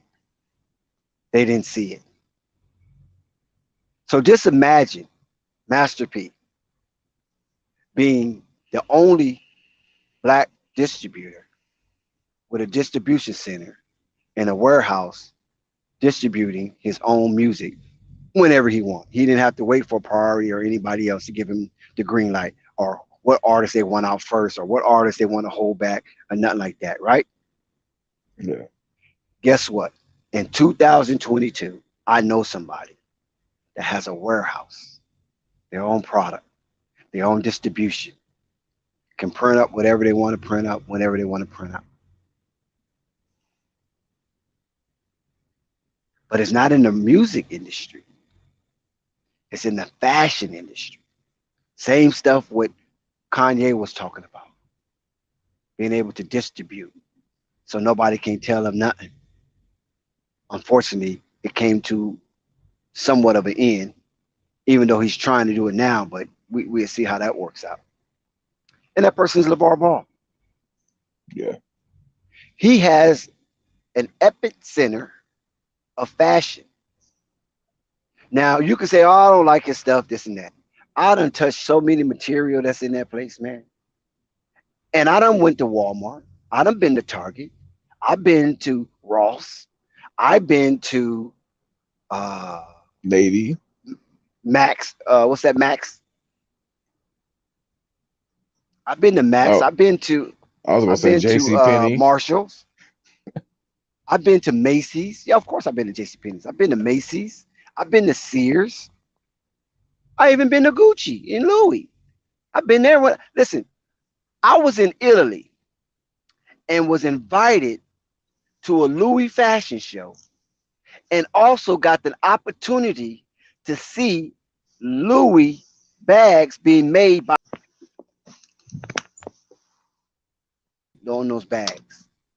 Made by hand. One lady sitting there making it by hand and putting the pieces together, item by item, piece by piece. I witnessed that. I touch fashion that costs $20,000, like a whole blouse, like a $20,000 blouse. And my point is, I don't see too much of a difference of their sheer, of their silk, or their polyester, or whatever material they use, different than Big Baller Brand. But there's people who want to trash it and probably never even touched it. And I'm talking about touching items that's not even in packaging. You feel me? Yeah. Touch these hats, touch these beanies, touch these jackets, touch these jerseys. And I shop at Walmart. I done bought some A1 shorts at Walmart. You understand what I'm saying? I done shopped at Marshalls. I done shopped at Target. I done shopped at Ross. I don't really see a difference. You follow what I'm saying? As far as where you can clown it. Now, the material is of a higher grade. So if you can spend your money at these other stores, why can you not spend your money with somebody who owns their own warehouse, owns their own distribution? He can negotiate any price he wants. You go to Macy's and try to negotiate a price with one of the sales reps that's on the floor, and see how far you get. Have you? You understand what I'm saying? And you don't even meet the people that owns Macy's. What's that? Some federational, I forgot what they call it. The actual owners of those retail stores. They're a conglomerate, mega conglomerate, and you won't never meet that. So here you have an opportunity to meet not only the CEO, but the actual owner of a fashion brand that is distributed all over the world. And you don't think you can form some kind of network and say, hey, man, I'm from Flight Sports TV. This is an email. I would like to do business. And you can go from there.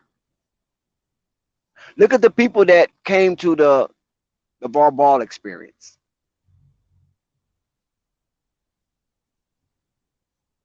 You know what I'm saying? Yeah. He's not a chump.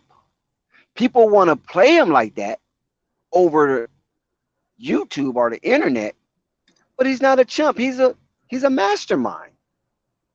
He got a wealth of ideas and a wealth of things that's going on, and I'm quite sure he's open for business. Not that he's struggling for your business, but being an opportunist. Because how many people do you have contact with that's on that level?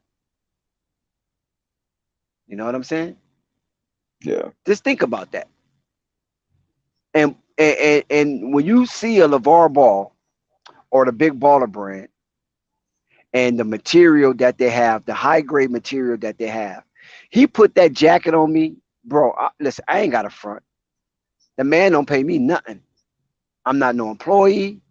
I'm not nothing. Only thing I can be at best is a liaison. But when he put that jacket on me, bro, I wore that jacket for 2 days. I didn't know that jacket was that well constructed. Because I saw Lonzo with it like a couple of years ago or something of that nature. That's his clothes, so he wears his own clothes. But when he put that jacket on me and I felt the material and I've seen how firmly constructed it was made with the zippers and with the button on the pocket where you can put your wallet, your phone, and it won't fall out. If you get in and out your car, you lose your wallet. You know how some of these clothes don't have latches on the pocket, and you put your wallet in there and you move a certain way, that wallet would ooze out and fall down. And if you're not careful, your wallet lost and all the things that's inside. It was a very secure jacket, but it was so light and sheer. It felt so good on my body. I wore it for 2 days. And didn't even have no clue how well that jacket was made until I got it on my body. Never even thought about it. So it triggered something in my head, like, there's a whole lot of stuff here that is well made, firmly constructed, where it don't just fall apart. I went and bought those blue BBB slides. Them jean type materials? Yeah, because once I saw it on the website or whatever, I didn't really think much of it. But when I went into the warehouse and touched them and seen how well constructed it was, I said, man, put that in my bag. I gotta have these. I ain't put them on yet. I haven't even worn them yet. I'm gonna wait till the summertime and break them out on some type of foreign beach somewhere on the globe. People see them, they're gonna be like, hey, where you get those at? Like they used to do with my Big Baller brand. Like I took my Big Baller brand shirt to the Bahamas, right? This was before the tornado wrecked it up.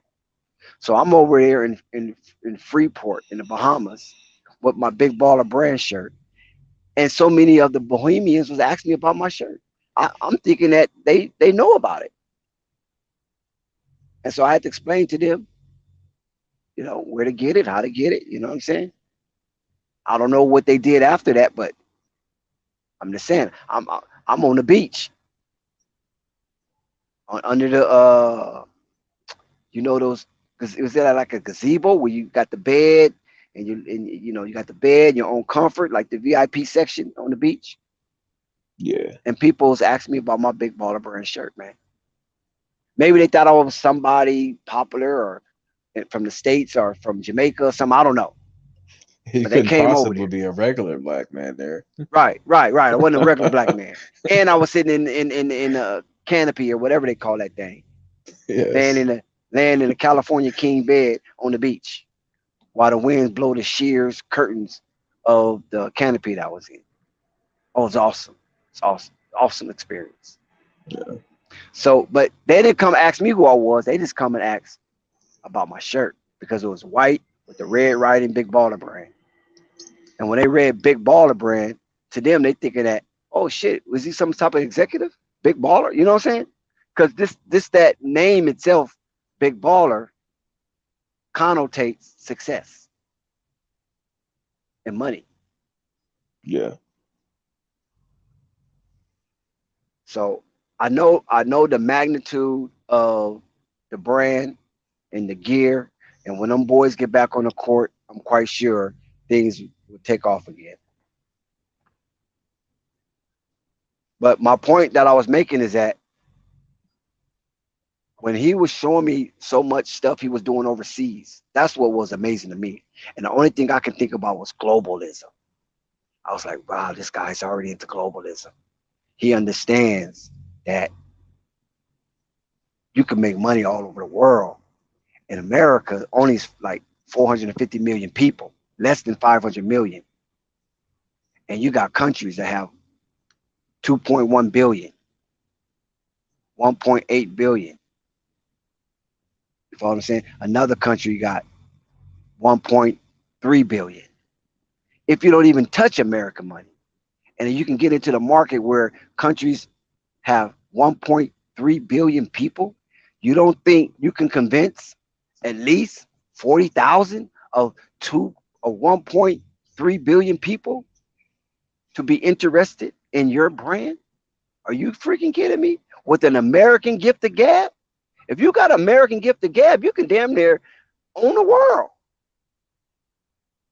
You will be surprised how many emissaries that the American government uses to go out and fetch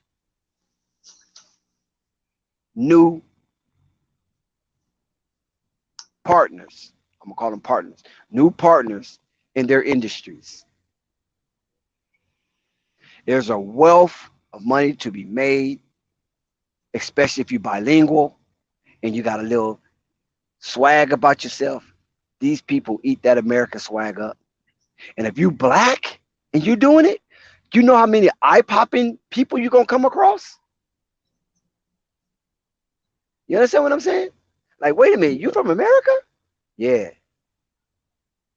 Oh, my brother. Oh, my brother. You follow what I'm saying? Let's deal, man. Let's close these deals. It's crazy. It's crazy when you get international. And that's something that they really don't want us to do as far as being plentiful.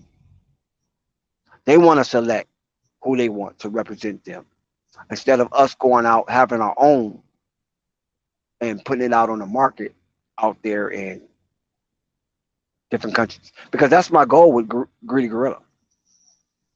Yeah. That's what we want to target outside the U.S. and we already have a website, so it's no big deal. All we got to do is get it out there. You follow what I'm saying? Pay for advertising, and advertising don't cost much in a lot of these countries. We just got to make sure that they're price affordable to the middle class and up. We can't worry about the guys that eating beans and soup because they're not even thinking about no gorilla fashion. They just want something to eat, put some clothes like that. But from the middle class up that listen to hip hop Yeah. They need to be targeted. And that stereotype does got to get broken here and there. Everybody in these other countries ain't struggling to unreal, levels. Like it's not always that bad as it's made out to be. They can't put money in your pockets. I think we just gotta really like. I guess that happens in most countries. They don't really see outside the horizons, but a lot of us have plans and ideas and things we're doing. We definitely gotta pitch ourselves to the world and not just to a certain Well, one of specific America's region. greatest, commodity in the last 20 years is hip hop. You know that, right? Of They course. use hip hop and spread it as a means of this is why we cool in America. And those people that clothe the hip hoppers make money in all these expansive countries. And this is why you get Fat Farm, Sean John, Rockaware, Carl Canal, Fubu. This is why they buy those companies out. They buy them out and then throw that shit into the ocean. Yes. And the reason why is because the more we get into avenues of the quintessential needs of humans, food, clothing, and shelter, they don't want you in there too deep. Especially not disrupting what they want. Yeah, because once you start getting there too deep, where you supplying those essentials and mainly clothing, because that's where we get in more in clothing. We don't really get into food and shelter. That takes a lot of money. But you start clothing people all over the world, you start meeting and people start trying to network with you. And then more and more doors open. And now your wealth can expand. And you're not dependent on for the sustaining of the American economy for your brand. That disgusts them when you try to go global in those areas, because those are quintessentials. Yeah. I guarantee you ain't no billionaire that's not global. Exactly. Shit, probably ain't no millionaire that ain't global. Come on now. Now you could be a millionaire without being global. Well, yeah, if you find a specific niche. Yeah, exactly. There you go. But I mean, if you want to get to that next level, is this never just about the country you in, unless you come across some goddamn oil money. Right. Yep. Oil or technology. You know what I'm saying? Yeah, you got to have something to hit like nothing else to just be that in one country. Mm-mm. So that's why it's yeah. Go ahead. Go ahead. Oh, you good? I was saying that's why it's important that we support those here. You know what I'm saying? Because we didn't have no problem in the early 90s, in the mid 90s, supporting the brands that like Echo, Jabot, remember all that clothing explosion that came after Carl Canal? Carl Canal came after Fubu, and Carl Canal was like a step up or upgrade in fashion. And then all of a sudden it was a fashion boom amongst the hip hop community. And a lot of people was making, money hand over fist until these companies start buying them out and then hire them within their own firm. Yeah. So, and then take what they made and throw that shit in the middle of the ocean. It's basically how Walmart is taking over all your favorite places. Mm-hmm. Buy out everything that you used to look for, whatever Walmart sells in the area, they buy it all out and they sell it. Yep. All your favorite businesses have been bought out and they living good. And now Walmart is the only place you can get whatever you're looking for. Yep. And that's how it works. We about to get up out of here. We're gonna pull back up tomorrow. All right, salute. Shout out Dex. Shout out Nico. Salute to everybody that pulled up tonight. We'll see you tomorrow. It's Flight Sports. Flight Sports TV, man. That's my dude. I rolls with him. You heard what the man said. It's Flight Sports TV.